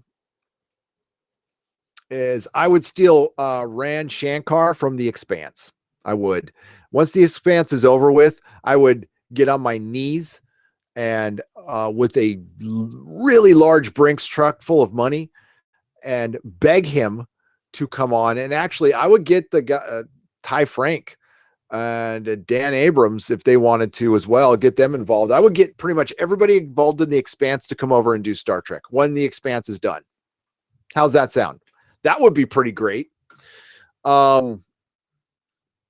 Vince and repeat for $7.99 Australian dollars. I would love to see Bruce Lee take on a 400-pound Klingon. Yeah, Bruce Lee would die. Bruce Lee was small. He was deadly as hell, and he was cool, and I love Bruce Lee. Don't get me wrong. And he could probably take out a lot of people that were a couple. Like he's an exception, but honestly, big still wins. I mean, it does. It does. I've been in a lot of scrapes in my life, and the big guy has won every one. The vultures are circling 007. What's going on now? Well, 007 is masculinity. And they just can't sell masculinity to Hollywood. Now, we, the fans, we'll still watch it. But the problem is the people who are paying to make this stuff don't want us to want it. That's why they're trying to socially engineer through entertainment. Yeah. So 007 will have to be a woman or they could make him gay. Stephen Karag's, how do I say that? Karag Ozlu. Tell me how to pronounce your name. Hey, the cool thing about being in Germany, somebody pronounced my name right. Could not believe it. I went, it happens once every few years. Somebody pronounces my name right. My last name. I'm like, what? I'm like, oh yeah, I'm in Germany. Because it's a German last name. Elliot Nelson, $4.99 and no comment, but you got your smile there. Is that really you in the avatar, Elliot? Glad to see you're smiling. Phil G, that's a handsome dog right there. Is that your dog? It's a good boy.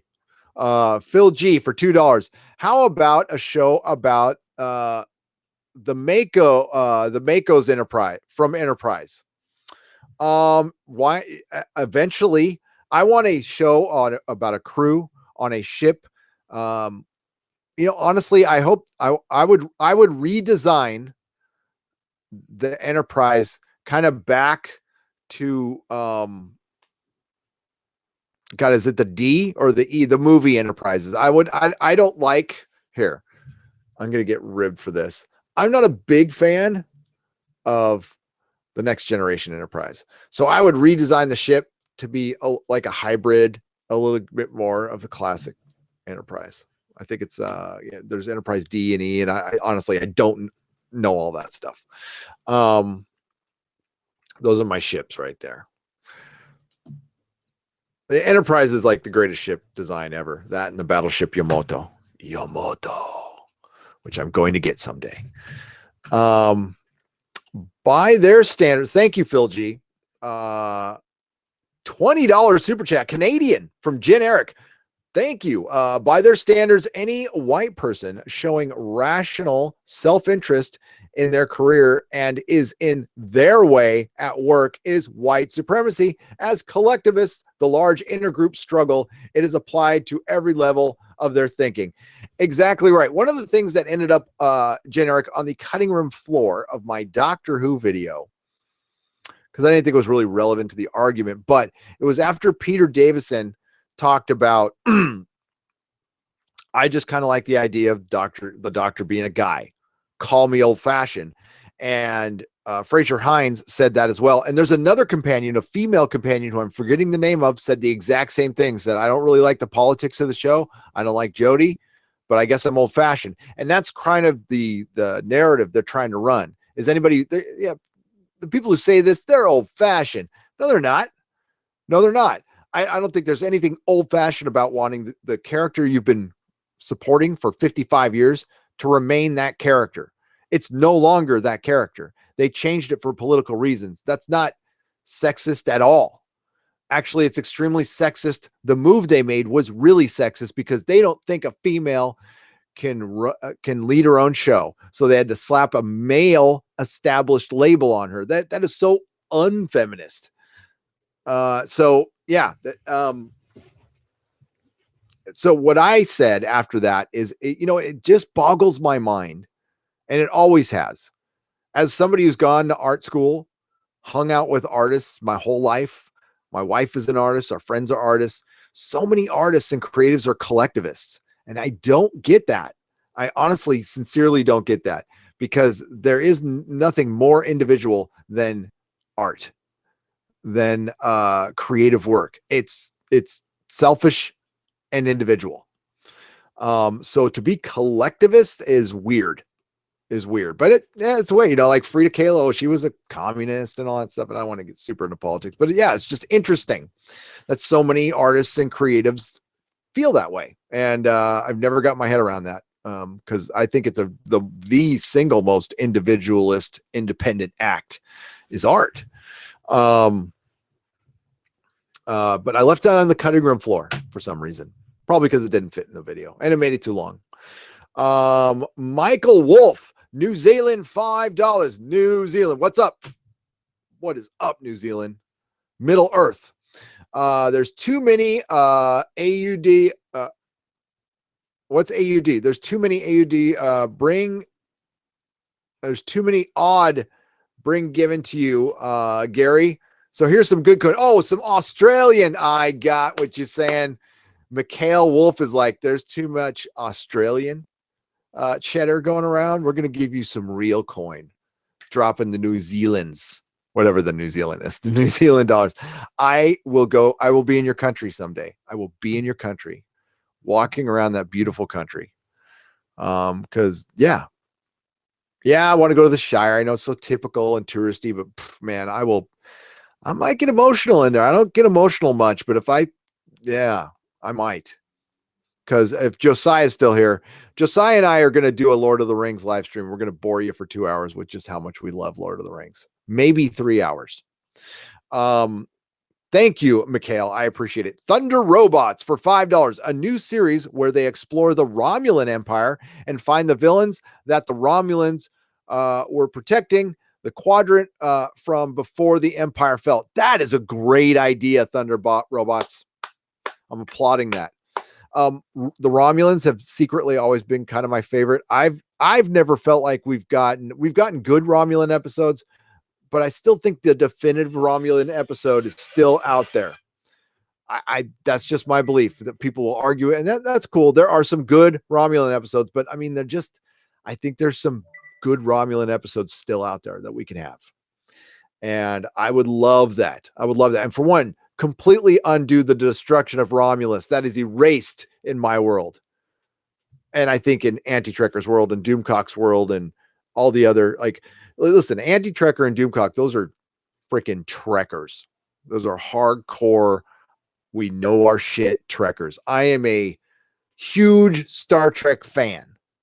But I don't know the name of every ship, and I don't know what Jim Kirk ate for breakfast in episode 5. And it's because I dig a lot of things, and I dig them a lot, but I mean, I'd probably say I'm more of a Doctor Who fan than a Star Trek fan, but I mean, that's apples and oranges. I mean, it's like that much more. And the only reason is Doctor Who came back and it was good. If Star Trek had done that, I'd probably be a bigger Star Trek fan.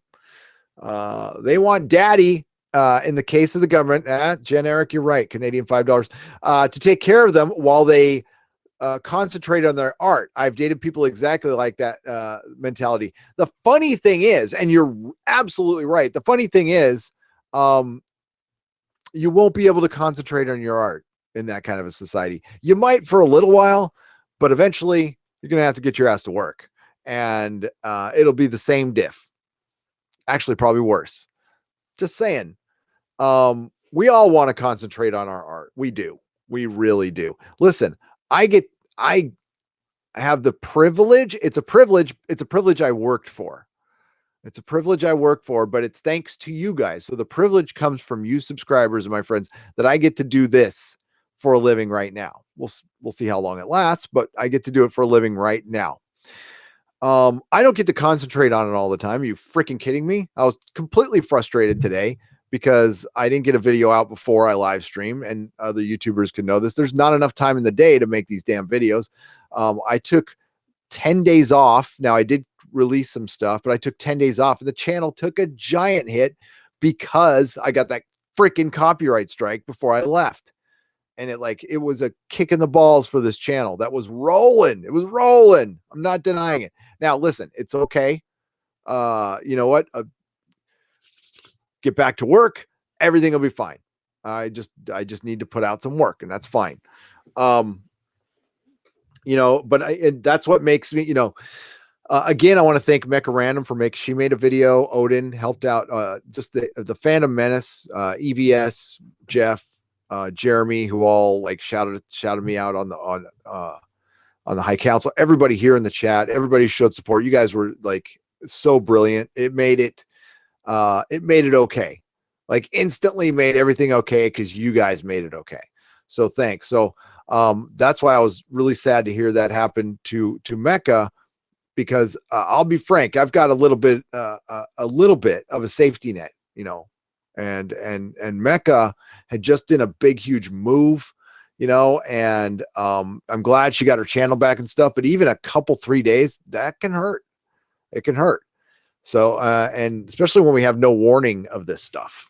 So I hope Becca's all right. I haven't talked to her since I got back, but I hope she's okay. Okay, let's get to the chat. Man, I miss you guys so much. Oh God, I'm so happy to be back.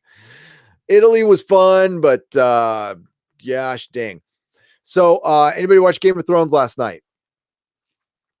Honest opinion, what'd you think? Good, bad, indifferent? I thought it was pretty good, but I've slept on it, and I think I know what's going to happen, and I think I'm going to hate it. And I hated season 7. I did. There was good action scenes in season 7 that I'll rewatch. Technically, the show has never been better. The sets are amazing. The directing is amazing. The production design, the effects, the attention to detail and the costuming is just phenomenal. They do the best swords, the best armor. I can't believe I don't own a Valyrian steel sword yet. I need to do that. I've got my Lord of the Rings. I like swords. And the dialogue sucks. It sucks. It's so basic. I mean, it's not bad. Okay. It's just meh. Some scenes were written better than others. For like a nanosecond, we got Tyrion talking about Varys' balls, and that was funny. But it looks like they're just going to show, I'll just say it right now. It looks like Tyrion's going to die early, and it's going to die betraying somebody. I will be so effing pissed. I will be so pissed. No, I don't expect everybody to survive. Honestly, I expect like Jon Snow to die and maybe Daenerys to die too. Arya. But I'm past the, I'm watching it to finish it out. I'm pissed about Bran, about what they've done to Bran. I'm pissed how they killed Peter Baelish, one of the best bad guys in television history, went out like a punk. And honestly, I'm going to give you the truth about this, in my opinion. The whole anti-masculinity thing was starting a couple of years ago. It was prior to Harvey Weinstein. And I think I always thought that one of the Starks were going to get Peter Baelish, but I thought it should have been Sansa, and it should have been through betrayal, through everything he taught her. He was the smartest, most clever, best survivor skills of anybody in Westeros. Smarter than Tyrion, Varys, anybody. Peter Baelish went from being the skinny little lordling runt to damn near ruling the Seven Kingdoms, because he just didn't have any morals, and knew how to screw people over. He doesn't go down like that. He just does not go down like that. He would have gotten the hell out of Winterfell with the veil. He needed Sansa, but yeah, the way I just hated the way he went down, and it felt like they just needed to get rid of him. So they made up like, and it was just, wow, there was no payoff there at all, in my opinion, at all. I mean, I wanted that guy to die so bad after betraying Ned. And then by the time he died, I'm like, that was dumb. I don't want to feel that way with Game of Thrones. I put too much time into it. I've read, I'm more of a book fan now. So, I know the book will do him better if it gets done. And honestly, the way I would have structured it, I would have gotten most of the political intrigue stuff done. The problem is Dan and Dave, that's what they like more. I would have made the last season pretty much taken on the Night King, and sure, you could start out with some political intrigue for the first couple episodes, and the Night King takes out those two houses immediately. The good, the Umber Boy at Last Hearth, getting finger painted on the wall, as Charlie put it on Emergency Awesome, to the spiral that looks like the Targaryen town. That was great scene. I would lean heavily into horror. I would forget the political intrigue. We're way past that now. I'll tell you what my fear is, that they dispatch the Night King in the middle battle, and the last battle is just Cersei versus Jon and Daenerys and the Golden Company. Well, what a bore, yawn, snorefest that's going to be. And it'll be a very short battle, by the way. Even if the undead takes out half of Daenerys' armies, it's just the Golden Company. It's just 10,000 soldiers with the Lannisters, who largely got wiped out by Daenerys. So, no, what I want to happen is they think they beat the Night King in the middle, then they go down to fight Cersei, and then the Night King comes down, all hell breaks loose, and everybody's got to fight the Night King. That will be fine. But yeah, if they dispatch the Night King halfway through, that'll be just, you'll see some very angry videos. Videos, plural. You know, I was going to lay off of Captain Marvel for a little while. I was going to wait till Avengers Endgame. And then I saw a couple things this weekend, and now I got to make a video. I've been holding off on this video. It's coming out tonight. And it's based on her Marvel interviews. And I know SC did a video on it. And yeah, it's kind of it's a personal video, though. Welcome back, Gary. Hope you had a great trip. Did you learn to never go against the Sicilian when a death is never go against the Sicilian? Never go against the Sicilian when death was on the line. Yeah. Oh, hell yeah. I knew that before I got there. The mafia is real in that country. That's a real deal over there. Talked a little bit to our tour guide about that. And yeah, it's pretty much run by the Sicily is. Yeah. And that explains a lot of things. It explains like the infrastructure in that country is interesting.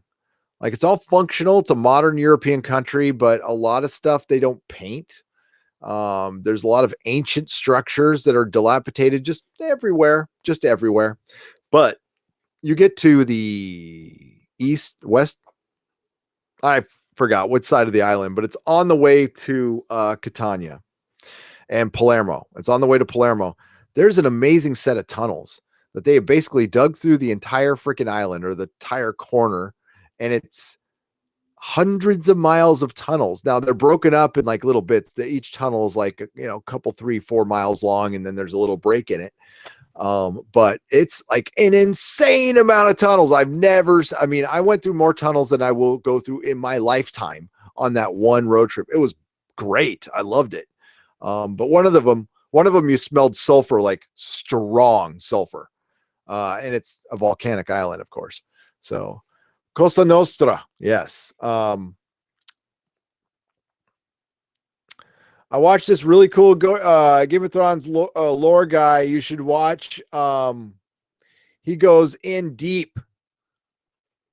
I probably watch him. I watch a lot of Game of Thrones people. As a matter of fact, I've been watching a lot of Game of Thrones people for a long time. I can get as deep as anybody with the lore. Bring it. But it's book lore. Preston Jacobs is one I kind of my go-to guy, because he's a little weird. Sulfur, was Kathleen Kennedy there? Mild peril, maybe. This was prior to Celebration. So yeah, Kathleen Kennedy might have been there. I smelled sulfur. It was either that or Nightcrawler. Drangheta.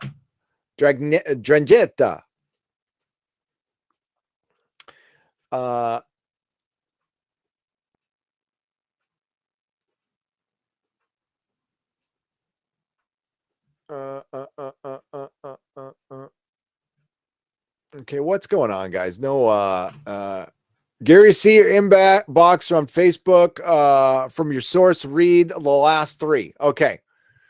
Yes, it is, because when I arrived, he's talking about Star Trek, and before we got started this exchange, he is still talking about Star Trek. Obviously, he hasn't covered it, as you won't ask. It's not sorry to see you go, but maybe take a brandy and have a nice sleep. Decompress. Yeah, I don't know what I was supposed to cover. I'm free flow.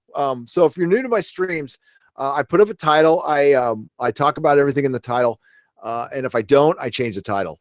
I'm very free flow, so I don't plan anything out. I go to the gym. I read some articles. I read some emails, some DMs. Honestly, you guys provide me with the most information, so I rely on you guys. So keep it coming, please. Hit Gary at nerdrotic.com is the preferred place to contact me, but Twitter DMs is okay as well. But it's best to email me because I'm going to hit that first. And I formulate my live streams 5 minutes before I start, and I just start talking. Yeah. So if you need me to cover something, just hit at Nerdrotic and say, well, what's going on? There's no need to get upset. But if you do, I have no control over that. I will check those out, my friend. Just a moment. I closed out Facebook. Oh, and I can talk about Star Trek for 5 hours. I mean, I'm pissed. Here we go. Here we go. Some more insider information here at the Nerdrotic channel. Let me preface everything with this. Please take this as rumor, unverified rumor. My source is a hell of a nice guy and wants Star Trek to be better, and is pretty damn connected. So this is no joke here. My guy told me today they have not even got insurance yet on the place. That's how far behind they are. Not even finished casting and supposed to shoot today. So we're going to go back up to here. I'm going up too high here. Give me just a second. I need to expand this.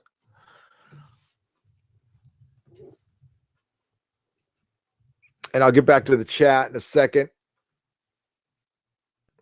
What Joe Public? What do you need?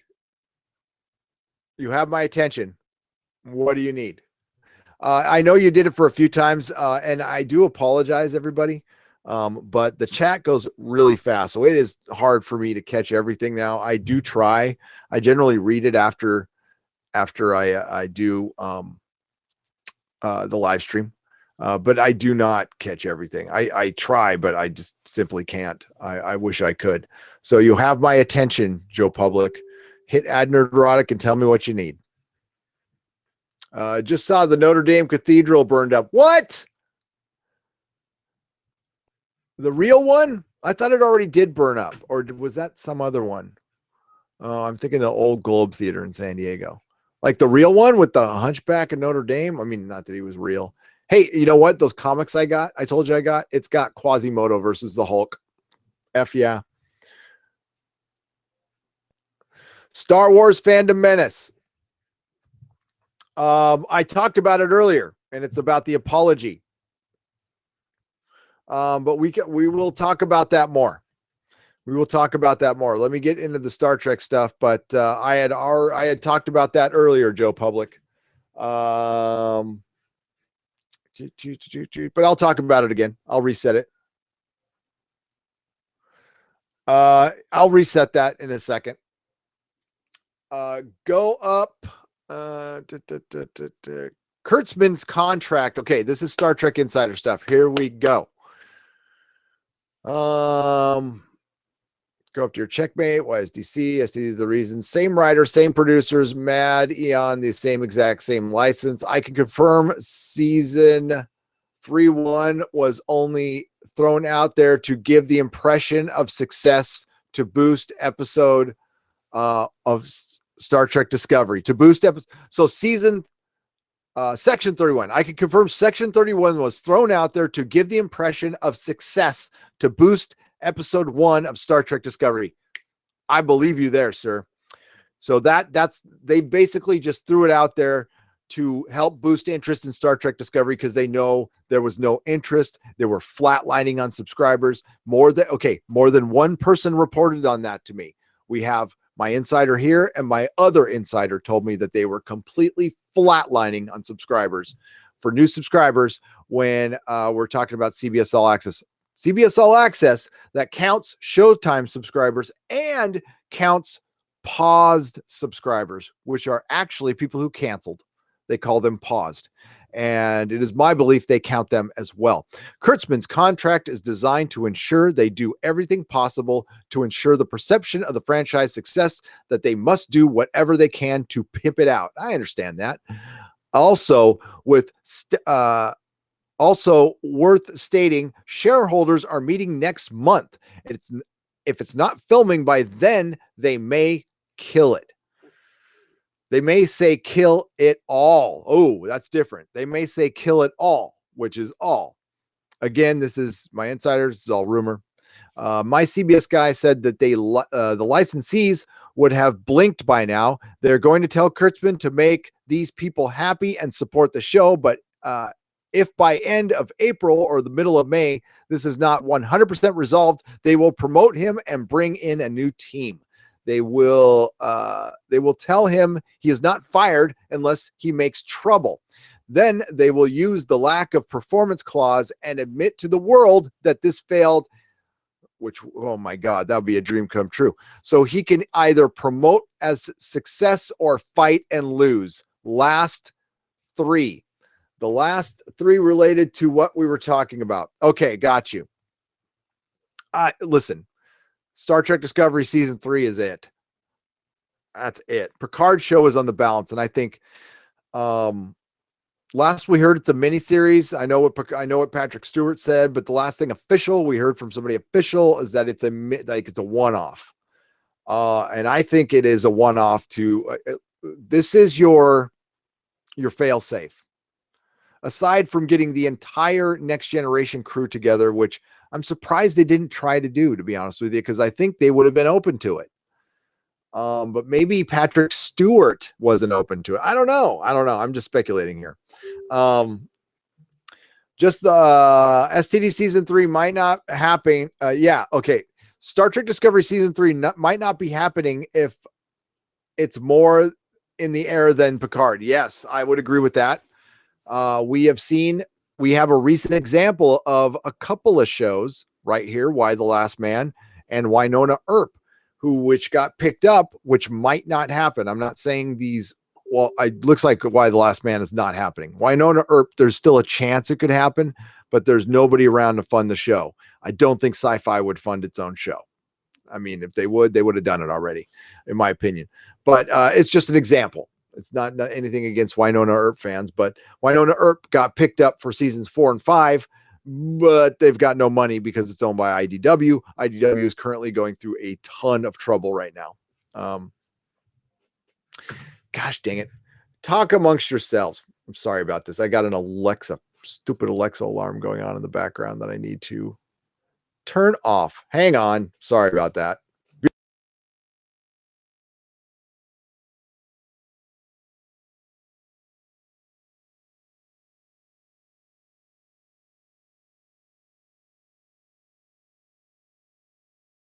Back. All right. Thank you, Insider. Okay, I'm going to get to the super chats in just a second. I want to reset for Joe Public the Fandom Menace apology.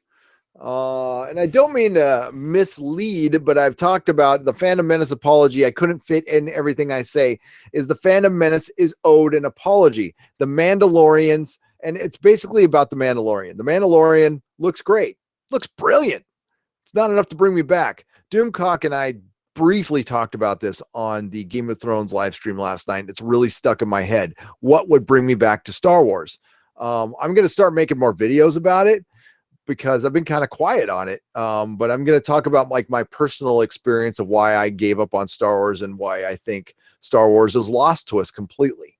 And unfortunately, here's the trouble we're in with Star Wars hardcore. And I'm talking to you, hardcore Star Wars EU fans. You are not enough to keep this brand going. EU fans are not enough. There's the reason Star Wars was purchased by Disney for billions of dollars was the vast number of normies who love Star Wars. It's a giant fan base, but it's also relatively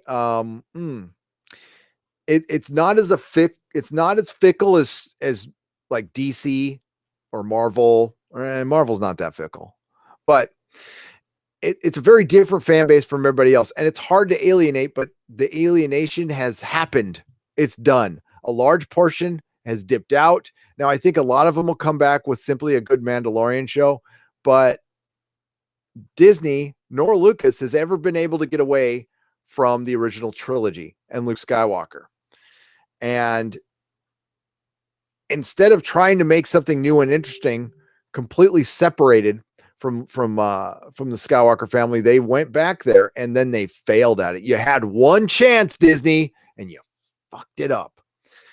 So you fucked it up. People were pissed off. And then the creatives who worked for Disney and Lucasfilm attacked fans. I don't care how salty the fans got. I really don't care. And the best thing to do as for customer service as a professional, high road that shit. Just ghost it, ignore it. Yeah, some foul things have been said, certainly. But what I see directed towards fandom is not worth what I've seen directed towards the creatives. And I've seen fandom called racist, sexist, misogynist, Nazis, man babies, all coming from fandom. How many creatives have we seen at Lucasfilm drinking the fanboy tears? Really? You want to drink fanboy tears? I wonder if you're going to be able to live off of fanboy tears when you're unemployed, because when the fanboys walk, a large portion of them are not going to come back. Star Wars is not invincible. And what they're trying to make Star Wars in is just this brand. They don't really care about the stories, or they would have put some effort into it. But what the Fandom Menace, what I need as a member of the Fandom Menace is I need an apology. I do. Not to me, to fandom, to fandom. And I want Disney to acknowledge Bob Iger, Kathleen Kennedy. I want them all to acknowledge that there has been a rift in the fandom, that Disney is somewhat responsible for this rift, and we are going to make an effort to fix it. Bob Iger doesn't have to come out and say, I'm really sorry. No, I would take an acknowledgement, and then we are going to try to make it better. Remember the first words spoken in The Force Awakens? Those arrogant words that were a backhanded slap at the freaking prequels and George Lucas. This should begin to make things right. Wow. Only Babe Ruth could call his own shot. And JJ, you're not Babe Ruth. You're not Steven Spielberg. You're not Matthew Vaughn, dude. You're an average director at best. You're really good at shiny stuff. Your best movie was the 2009 Star Trek movie. That was your best movie, in my opinion. All those other movies are like really forgettable average fares. He's not terrible. He's just really, really average. I'm getting some DMs here. I try not to answer those while I'm oh boy. I'm going to get back to the Star Trek Insider too. So my belief with the Fandom Menace has been mistreated for simply saying we want Star Wars to be better again. We didn't like what you gave us last time, and we really hated what you do with what you went. Kathleen Kennedy and Disney and Lucasfilm went out of their way to emasculate Luke Skywalker. They had him drinking from a manatee tit. They had him being a grumpy old man. He tried to kill his nephew. He walked away from the Jedi ideal, and it completely undercut and ruined the original trilogy. And now you roll out effing Palpatine, Darth Sidious, and I don't care what you do. You put him in that movie, you just take away Darth Vader's story arc. What's your point? What, I mean, are you trying? I'm like, the fact that, okay, if you do this and you're not aware of the damage you're doing, then you are the wrong person to be in charge of this franchise. And there might not be a person who can be in charge of this franchise. Dave Filoni, for some reason, they don't want to give it to Dave Filoni. They don't listen, creatives. Here's a bit of advice I'll give fandom, knowing what I know about creatives. They'll never give you what you want. It's better to not say it out loud, and then you might have a better chance of getting it. But if fans come in unison on one person, you could almost guarantee that will not happen because of ego. Giving the fans, there is such a adversarial relationship between creatives and fans, a lot. It was surprising to me when I got into the comic book industry. It's not so much anymore. It's sad because I mean, I will side with fandom every single time. I love fans. So yeah, I think the Fandom Menace is owed an apology. Will we get it? Never. I'm not that stupid. But wow, imagine if somebody had the balls at Disney to actually do that, and how much damage they would repair overnight. Over freaking night. But no, their type of apology is we'll throw some money at it and we'll apologize and giving you something else. We'll give you something else to buy from us. And I don't know, I personally am done buying. I am with Doomcock. I'm not another goddamn penny until I get an apology, and I won't get that apology and they won't get a penny. And it's that simple. So that's what I feel. I think the Fandom Menace really is owed an apology. And I saw Jeremy doing a lot of great work over it. God, it killed me not to go. That's an open wound a little bit. Me not going. I mean, forget the fact that like I lit a bunch of money on fire that I can't get back. But that was like a one-time chance to meet all those YouTubers all in one place. And it's like, I was really looking forward to that all through my Italy trip and stuff. So yeah, but man, there's things you can't control. There's just things you can't control. So I'm glad everybody else had a good time. And I watched pretty much all the live streams, and it looked like a lot of fun. It did. I will be at Comic-Con this year. That I'm not missing. If the kid gets sick, then mom's staying home for that one. Mom missed a lot of work, so she had to go, and it's the way it goes. But I will be at Comic-Con, so if anybody's going to San Diego Comic-Con, we can do a meetup down there. Okay, back to Star Wars Insider. Then I got to get back to the chat. Little bit of Star Wars info.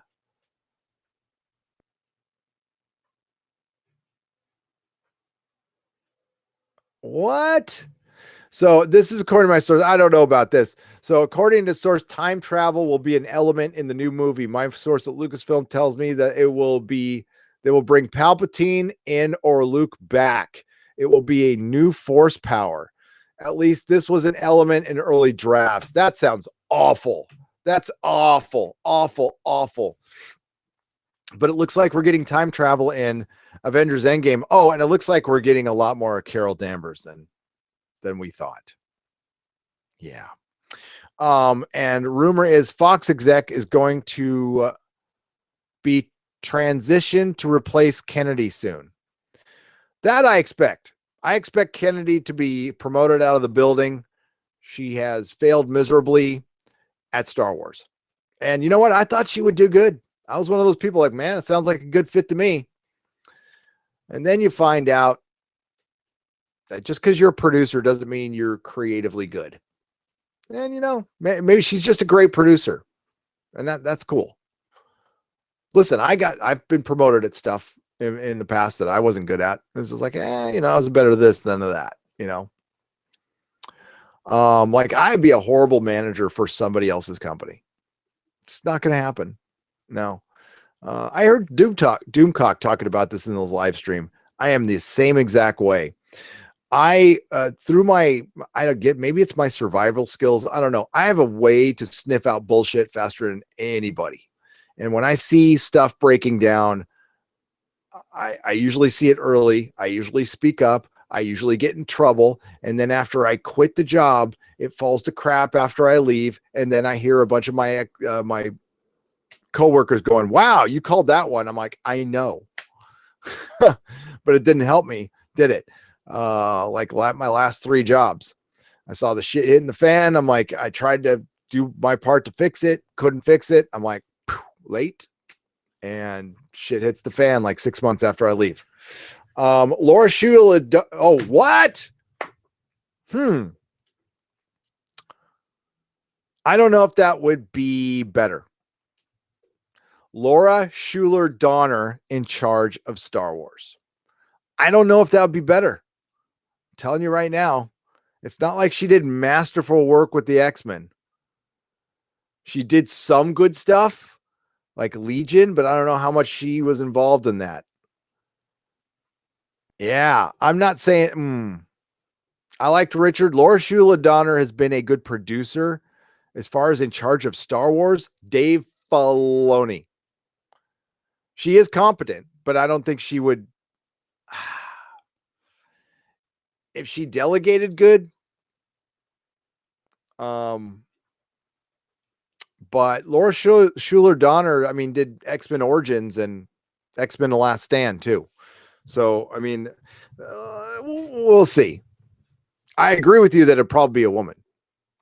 I agree with you there.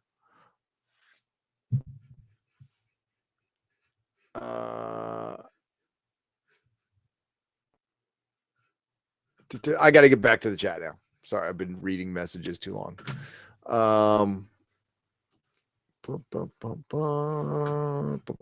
Okay, sorry about that, everybody. I am back in the chat again. Jen Eric, Canadian $5. Can you tell us, the producer, director, etc., would you trust to make remakes of venerable franchises these days? Oh God, I don't want remakes at all. But I would, Ronald D. Moore. I fully trust Rand Shankar from The Expanse. Matthew Vaughn is my favorite director. I think he's great. I think Noah Hawley is fantastic creative talent that could pretty much take on anything. I would love to see his Doctor Doom script. I would kill to see his Doctor Doom script. He did Legion. Scott Blackman, who did Umbrella Academy. He's on my Christmas list. I like him a lot. I keep forgetting her name, but the woman who wrote Counterpart is fantastic. She needs more work, if I remember her name, but I'm sexist and I didn't remember her name because she's a woman. So let's get no more remakes. Damn right. Check out Mark Hamill and season 2 of Nightfall. Oh, I want to see that. Hey, Mark Hamill, did you guys read he had the best idea? The best idea for The Force Awakens that JJ didn't use, and it was basically him in the story. It was a callback to him in the Stormtrooper outfit saying, "I'm here to save you." God, that would have been great, but they couldn't have a man saving a woman. So Agenda probably kept us from getting a good callback scene because we just can't show that right now because it's current year and, you know, fun is for dummies, I guess. Core the Dar Master. I'm not gonna argue with you. I wouldn't trust anyone. Hollywood with any franchises, right? Justin Marks. Yeah, Justin Marks. Justin Marks. He's on my Christmas list as well after Counterpart. That was fantastic. Ronald D. Moore. I mean, hey, Ronald D. Moore was involved in Generations too. We can't forget that. But he is involved in some of the best Trek, and he did the impossible. He switched the sex of Starbuck and made Starbuck more popular than he was before. I mean, that's pretty incredible. That's pretty incredible. Gary, I'd like to share my Game of Thrones theory with you. I think Bran will be killed by the White Walker Hodor. Your thought? Andre Susie? That'd be so sad, but I think that's actually, I think that could happen. And I think that they've talked about, because they can't convey this in the show, but the Night King has a specific target, and I think it's Bran. And I think the Night King is very vindictive. I mean, look what he did to the little Umber boy at Last Hearth. So, yeah, I think I'm with you on that one. I think that could happen. That would never happen in the book, but that would happen in the show. $10 super chat from the Art of the Real. A small contribution for the entertaining information you provide. Oh, well, thank you, the Art of the Real. I appreciate it. I'm glad you guys are entertained. That's the whole point of this. But I also want you guys to know that I try to read as much of your chat as possible, so I can't catch everything.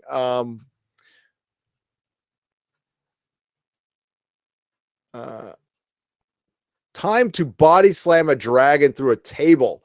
The fight Darth Kenny to give death. What is that? And fight Darth Kenny to give the death with a spork. Death by spork would be horrible, yet funny. He killed Kenny. We are having fun. We are having fun. Wrong.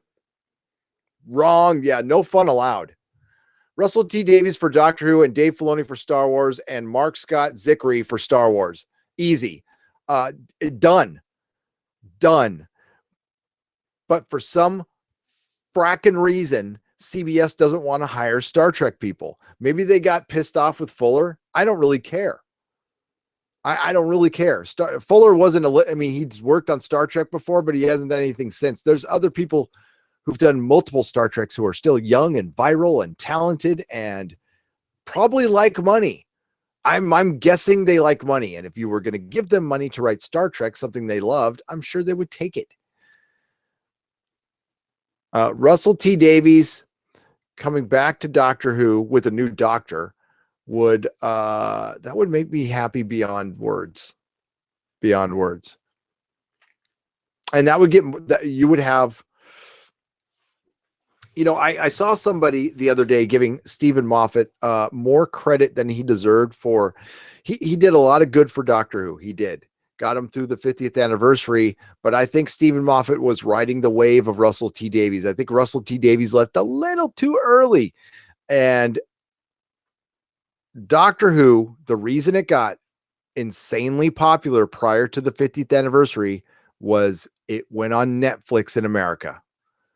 And that's when it got insanely popular. And all of a sudden, Americans didn't have to get listen, the BBC America channel was available to most everybody, but listen, people weren't paying attention to it. It was buried pretty deep. And BBC America doesn't get a lot of views. It just doesn't get a lot of ratings. Doctor Who hitting Netflix was huge. And that's what led to that huge 50th anniversary and the popular. And Matt Smith did a good job carrying the torch, but it was David Tennant, Chris Eccleston, Russell T. Davies that made that thing what it was, period. And it hit Netflix right when Matt Smith hit in the UK. A simultaneous thing happened and it blew up in America. And I went to Comic-Con for 2 years and all you saw was Doctor Who everywhere. It would have made you Doctor Who fans so proud. like how huge it got in America, and you could have kept the ball rolling.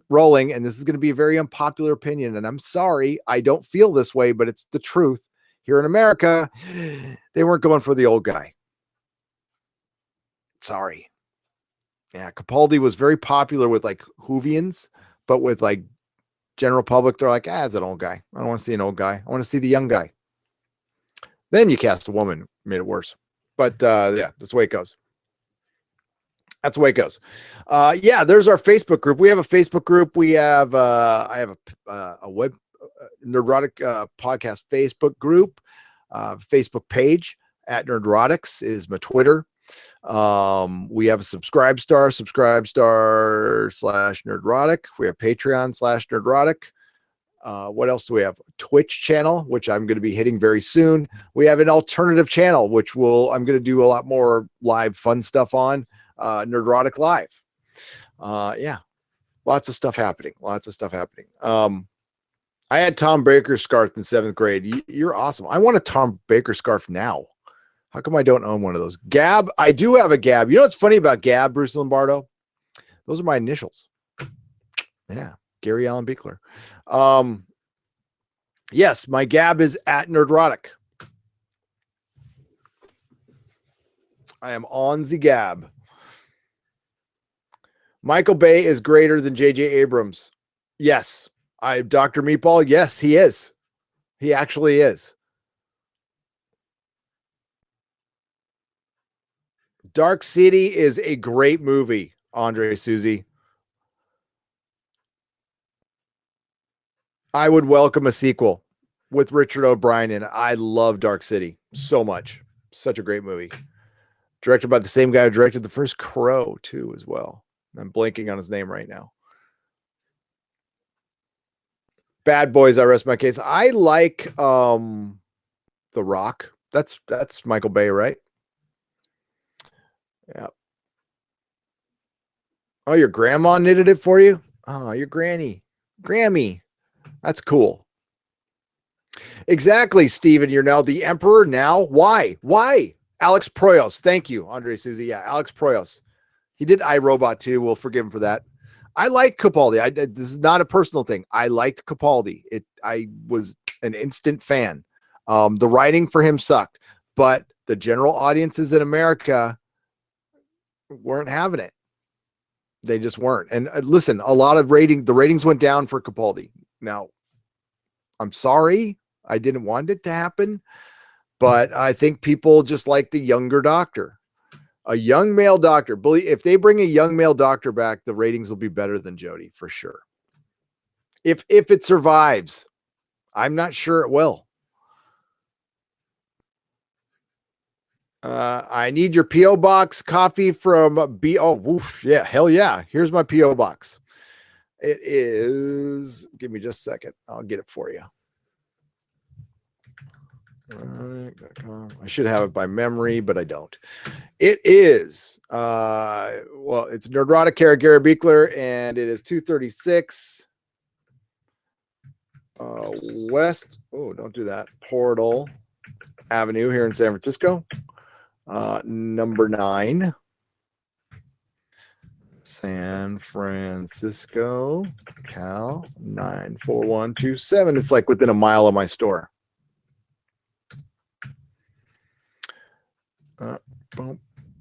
I'm like a terrible typer, by the way. There we go. There's my P.O. box. They will end Doctor Who before they cast another male doctor. That's what I've been hearing. Robot Rob Shlomo's in the house, everybody. What's up, Rob? From Midnight's Edge. He's the voice of Midnight's Edge. He's also got his own channel, which is Robot Shlomo. He's also a stand-up comedian and musician. And he does children's parties and bar mitzvahs. That's what I heard. We got a jam, Rob. Can we can you, I don't know, there's timing issues and delays, but we should do a virtual jam. Can we do that? I got my, my crappy bass right here. That's got an Italian puppet hanging off it right now. And I'm partial to playing bass with a wah pedal. I am. CBS can't hire Star Trek people due to license with Kurtzman. Oh, okay. See, the light goes on. Gotcha. Dr. Woke STD crossover. The sheer mess of self-righteousness would create a black hole sucking both series out the universe. Result. Yes, it would. Colin P. Smith, it would be a universal fart that would kill us all. Loquacious Primate. I liked season 8 with Capaldi. I did too. And even 9 was weak, but 10 really took a dive. Yeah. I liked parts of season 9. I hated what they did with Davros, so hated that. Hated. I liked most of season 8. The 2 best Capaldi episodes are in season 8, which are Flatline and Murder on the Mummy on the Orient Express, both by Jamie Matheson, who I thought was the only one who really got Capaldi. Oh God, I miss the hell out of them now, and I'd pay good money to have them back. It would be a challenge to do an internet jam, but it might be possible. Yeah, I think there'd be delay issues, but who knows? I like American Gods. Chris and I will be reviewing it on now that I'm back from traveling. I'm reviewing American Gods and The Tick and Twilight Zone over and Doom Patrol on Nerdrotic Live. And I'm picking those back up this week. Pete's Coffee must be on the West Coast. It is. Kegger Rogers, it is. God, I could use another one, to be honest with you. Sorry to talk about the MCU again. But I think the Kaiju era will end the superhero movies. Venom Bro, oh, do you think big monsters? I think superheroes should be fighting big monsters. I don't know why they haven't done that yet. I think they go perfectly together. I don't think there'll be an era, though. I thought there was going to be for a while, but they haven't really had a kick-ass one yet. That's like really kicked ass here in America. I liked some of it, but I hope so though. I listen, I'm okay with either. I like it. I like that stuff a lot.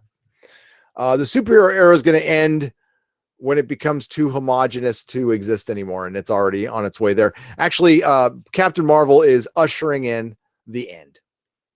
Yep. And seeing Bree's smirky ass.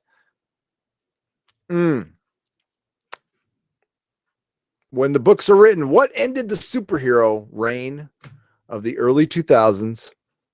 Brie Larson.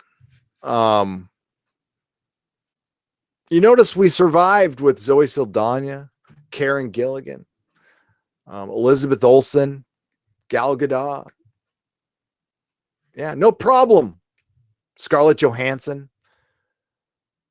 But all of a sudden, there was no women in anything till Brie showed up. Problem is, Brie's not a woman. She's a little girl. The rest I just gave you, those are women.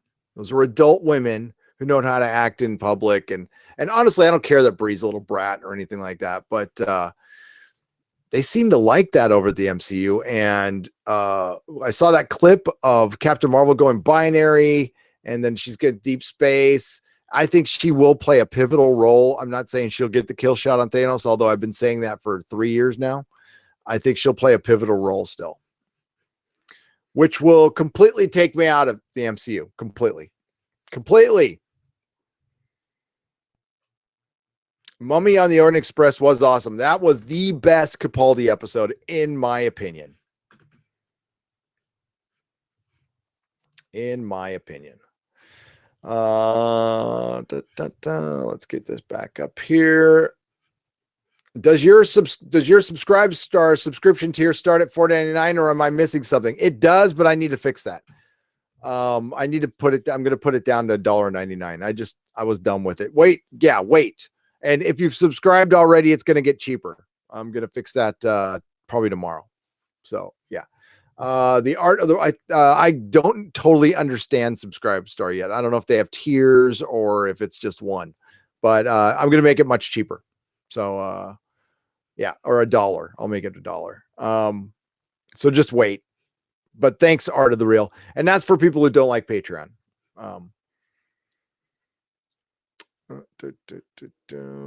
All right, let's get back down to the chat. I'm going to see Godzilla King of the Monsters, which that trailer looks so badass. When it's released, wonder how King Kong versus Godzilla will top it when it's released in 2020. Nicholas Horton. Yeah, they're going to have to put in like a bunch more monsters. Yeah, it's kind of, yeah. Are they being released by the same distributor? Or are those two different distributors with Godzilla? I'm confused about that a little bit. But she's an entitled, homeschooled, narcissistic little princess. Yep. Did you see, Rob? I don't know if you saw Unicorn Store. I watched Unicorn Store. There's a scene where she destroys the like really beautiful playhouse her dad built her with no apologies. She just destroys it, and her dad's like, "Oh," and then she's like, "Eh." Like, who writes something like that? Oh, and who doesn't guess that a unicorn is a giant phallic symbol? Like, who doesn't get that? Okay, I'm just, um. Colin P. Smith, Brie may have a 7-film contract, but will the MCU survive another 5 films? No, it won't survive another 1 with her. Good luck. Unless they like really put her aside and say, you need to change your act and your acting. And they put top-notch people on her film, like Russo brothers or something on her next film, which they're not going to do. I mean, part of the problem with Captain Marvel is like the director was terrible.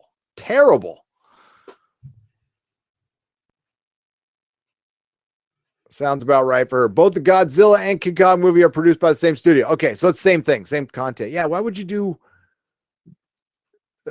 I would definitely reverse the order on that one, but what the hell? I'm not the demographic for Unicorn Store, Gary. Yeesh. I know.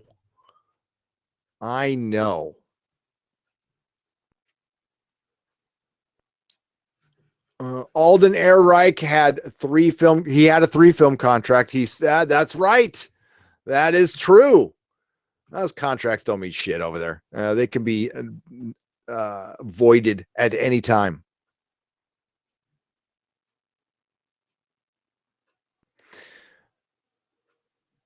Brie Larson wouldn't want a male directing her. No, she probably doesn't. I think you're 100% right about that, and you're probably being serious, and I believe you.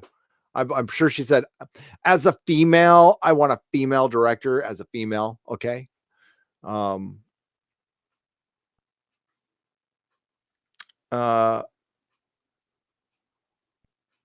Maybe 2 films. I don't think anything can outright kill the financial success of Endgame. Oh, okay. Yeah, we're not counting Endgame. You're right, Major Grey Wolf. I wasn't counting Endgame.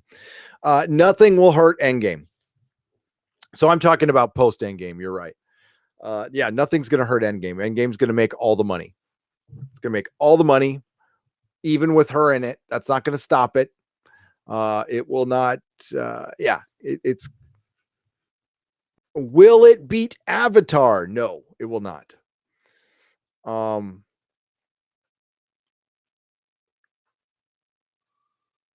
If Harry Potter was a pretty popular series too. Was it more? I think the MCU is more popular now than Harry Potter was, but I still don't think it may be 2 billion, but it would almost have to make 3 billion to beat Avatar. I don't know how Avatar made that. Well, I do. They cheated, but all the monies. Yeah, it makes it all. Like, it's going to take money out of your wallet, her wallet, his wallet. It's all, yeah. But it's going to put money in Bree's $10,000 designer purse. And then she's going to talk about how she's with the common people. Yeah. What the fuck is going on with J.K. Rowling? Mary Hyland, she's gone. Well, she's a creative, so she's a little crazy. I think I'm going to put on my fake psychiatrist, former drug addicted hat and say that she has tons of white guilt for being a billionaire. I think she's having a hard time reconciling that. There might be a little bit of clinical depression in there too. I've always felt great fantasy writers and people who make these, who are great at world building, are incredibly depressed and don't want to live in the world they're living in. So they create another one. They're really good at it. So I think that might be a common thread there. That's just my really uneducated opinion on it. Yeah. And plus, nobody tells her no anymore. So she probably just thinks every one of her ideas is awesome at this point because she has $1 billion in the bank. Tyler X2F01, Canadian $5. Would you support David Bradley redoing the lost episode of the First Doctor or McGann for a season without chin balls to prove where the mess up lies? Yes, I would. I thought David Bradley did a great job as the first Doctor despite some poor writing. I would completely support him and the other guy who played the second Doctor redoing some of those episodes. I think that would be fantastic if they did that without Chinbal's writing. Unfortunately, Chinbal's is the boss of Doctor Who right now. So he decides Torchwood, any of that shit, it goes through him. That's why he needs to go. McGann coming back for a season as the Eighth Doctor. I've been wanting that forever. And I think most Doctor Who fans want that. I can't think of a Doctor Who fan who wouldn't want that. And the only reason that you wouldn't do it is you'd be afraid McGann would outshine your current Doctor, which he probably would. That guy, I mean, he is the Doctor. I would love to see it. I went nuts when Night of the Doctor came out. I went completely out of my mind nuts. I was so happy. I watched it. I think I've watched that thing 100 times. MYOB for $1 Canadian. Thank you very much for the super chat. And Tyler, thank you. A great question, Tyler. Thank you for the Canadian $5. I would love David Bradley to come back and redo some of those, but I like the animated ones too. Those are pretty cool. Those are cool. Professor McCoy's Pop Culture Reviews at Nerdrotic. Hope they use the Blue Oyster Cult Godzilla of King Monsters film. I hope they do, because I love that song. Reminds me of my childhood. Oh no, there goes Tokyo, go Godzilla. John Pertwee's son is similar enough to pass for the third Doctor, even his voice. They could do the first, second, and third Doctor right now. They could. Oh, it'd be so great. Thank you, Rob Elsmore. Dr. Meatball, do you think the Trek community on YouTube, all of them, even fans of STD, could suss out better Star Trek pitch than Hollywood? Yes. Absolutely. I've heard better in our chat. I've heard better from you guys. I've heard actually some really great pitches from you guys, from you in the Nerdrotic chat and in Doomcock's chat and others. Tim Brown, I'm still waiting for the 8th to come back. Yeah, me too. J.K. Rowling just announced the Avengers are gay, and Doctor Doom wipes his ass with his hand. It's true. J.K. Rowling just told me I'm gay. I'm like, okay, dual male income is pretty awesome, but you might have to take that up with Mrs. Nerdrotic. I think Brie Larson has really low self-esteem. Definitely. It really shows in that film. She always seems to think people are attacking her. Definitely. But she is also spoiled, so it will get worse. Oh, it will. As a man is no one, after the Mandalorian stream, I'd nominate Favreau in charge of Star Wars. Yeah. Well, he's an architect of the MCU. He's one of the most pivotal voices in the MCU. So that's somebody I would listen to. The Big Finish has a lot of 8th Doctor audios, High Desert 004, and they're all excellent.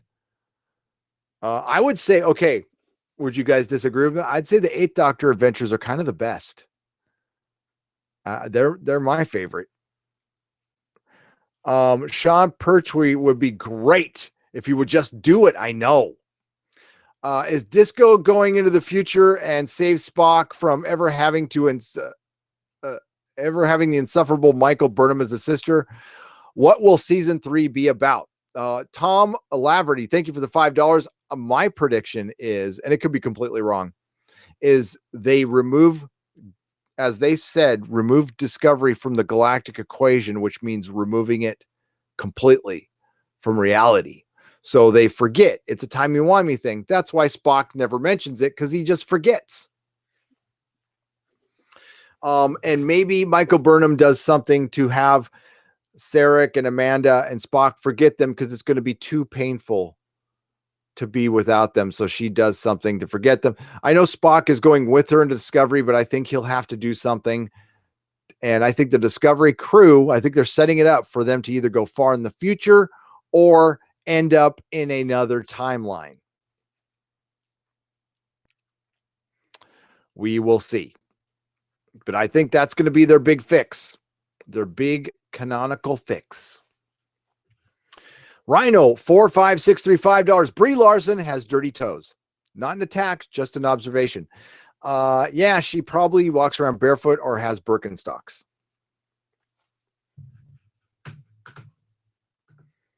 And Cardinalson says, Paul McGann. Yeah, fuck yeah, Paul McGann. Paul McGann for Prime Minister, for 8th Doctor, for Canadian Prime Minister, for Secretary of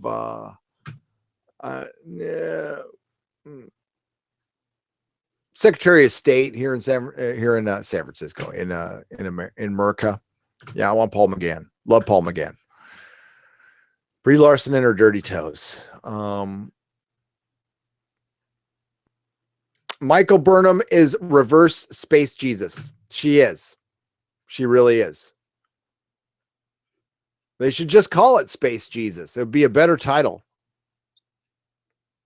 Maybe they use the Men in Black thing on Spock, says Daryl Rayner. Yep.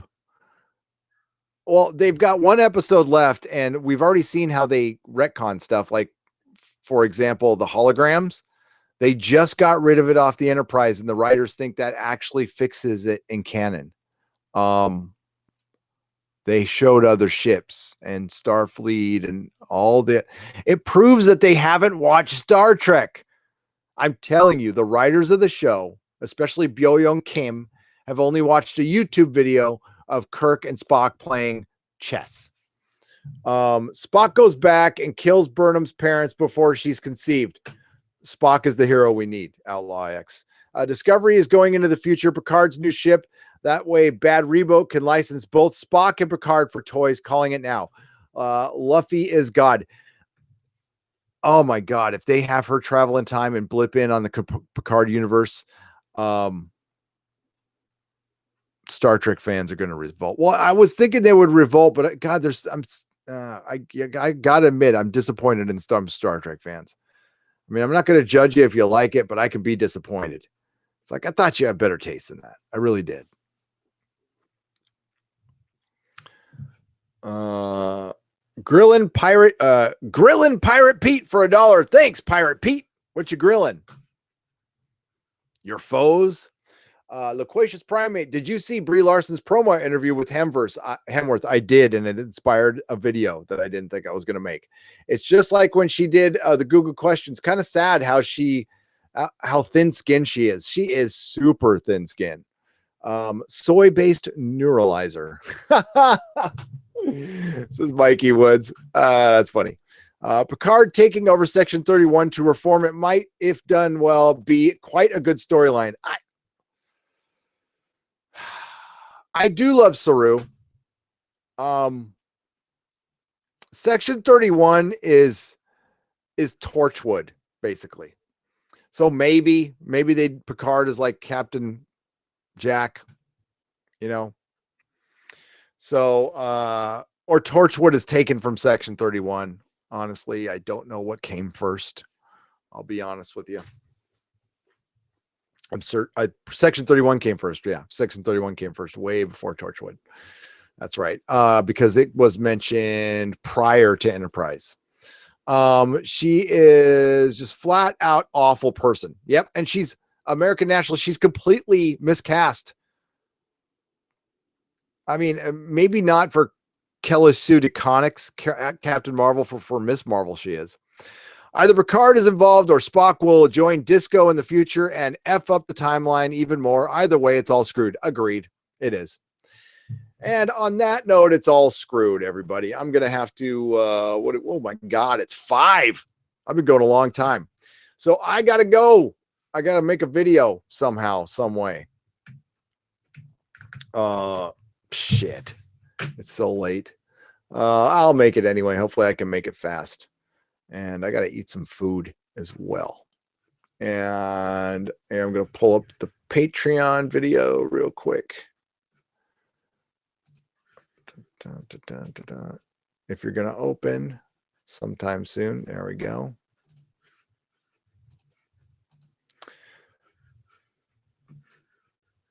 Don't be backwards. There we go. Thank you, Tokyo Gaijin, for the 600 yen, by the way. and that last comment. Thomas Laverty, thank you for the $5 super chat. MYOB, thank you for the Canadian dollar. And Tyler X2FO1, thank you for the Canadian $5 super chat. Lots of super chats today, everybody. Thank you so much. I really appreciate it. Helps keeps the lights on. And we will be back regular time for the Nerdrotic Nooner next Wednesday at 12. What else we got going on here? I'm going to be covering Happy Wednesday night on Nerdrotic Live. I'm going to be doing some makeup shows probably tomorrow. I got a lot of videos to do, but tomorrow I'm going to do Doom Patrol and Twilight Zone on Nerdrotic Live, as well as a Patreon Nooner over on Patreon. Going to send some packages out. Next Sunday, we've got Game of Thrones with Dictor Van Doomcock. We will be announcing an Exozone soon, and I will be guesting on Dark Waters Radio on Saturday. I'll get you the information for that. It is so good to be back. Everybody, thanks for coming in and supporting it all and sticking with the channel, even when I was gone for a little while. So that was, because, listen, I don't know if this thing's going to last forever. And an amazing number of you were watching today. So it was great to be back. Hopefully I gave you hopefully I stuck it to CBS enough, because honestly, I'm not going to forget the copyright strikes. That's not anything I'm going to forget anytime soon. Oh, I do got to mention Anas Abdin real quick as we go. Anas Abdin. I noticed a tweet that he lost his job. And I sent out a message. I don't know if I've heard back. There's a huge time difference. So as far as I know, I'm going to propose, and this might be completely out of line, but Anas has never, ever, ever asked for money. So I'm going to try to hit him up to see if he'll be open to like some crowdfunding to help him out. I don't know if I'm going to do this yet. I got to talk to him, make sure he's comfortable with it. But definitely, if you could just give him some positive shout outs. Now, I've been traveling since I heard that. So I hope everything's okay with his family and stuff. That must be incredibly stressful right now. Suing CBS, losing your job. I'm sure the lawyers are kind of working pro bono, because it's probably very expensive suing CBS or something. They got something worked out, and I don't know at all. And, being a caregiver for his parents. So just show Anas a lot of kindness and hashtag justice for Anas. And when I hear back, I'll let you guys know. But as it stands, the lawsuit is still in discovery. I don't know what's gone on past that. I wouldn't begrudge him for taking a settlement, but he's always said he wouldn't. But maybe if some crowdfunding would keep that from happening, maybe we can contribute. Again, he's never asked, and maybe he doesn't want it, So I don't know. I wouldn't want to presume. And listen, not everybody's got a ton of money to throw into every crowdfunding project, but for Anas, I would think about it. So yeah, that's it. Sorry I didn't mention that sooner. And we got to make sure my chat is still going here.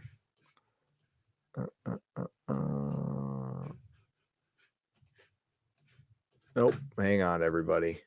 I think my chat stopped for some reason. Before I say completely goodbye. There we go. He's at Anas Abdin on Twitter. Thank you, everybody, for putting that in the chat, by the way. I appreciate that. Okay. So everybody have I like this. The problem, Loquacious Primate will end with this. The problem with Star Trek fans is we are very loyal and we love the franchise to death. Too many of us who prefer bad Trek to no Trek. And yeah, and I'm not going to fault you for that, but there's a point where we got to say enough is enough. And that's kind of the thing with the Fandom Menace too, is the Fandom Menace was horribly abused by creatives from Star Wars unprofessionally. And it really turned me off more than anything, like more than Luke drinking out of the boob of a manatee is the treatment, like Pablo Hidalgo and fanboy tears. And I know John Campea doesn't work for Star Wars, but I just see him, he's such a shill. It almost seems like it. Stuff like that. It just turns me off. And and then they come out and they go and they call us the toxic ones. That's the the hardest thing to swallow, you know. And I've been reading the chat here. You guys you're snarky, but you're on point. You're funny. And the vast majority of us are pretty classy people. And the majority of some of the, well, not the majority, but a large number of the creatives are not. And it sucks, but I'm not going to give them money anymore. I'm just done. Doesn't mean I'm done talking about them, though. Doesn't mean I'm done talking about them. All right, everybody, have a great day. May the small folks sing songs of your greatness. And please go to nerdrotic.com for my live stream schedule. See you next Wednesday. And thanks, everybody, for being here and welcoming me back. It is so nice to be back. Now let's go get them. Take care.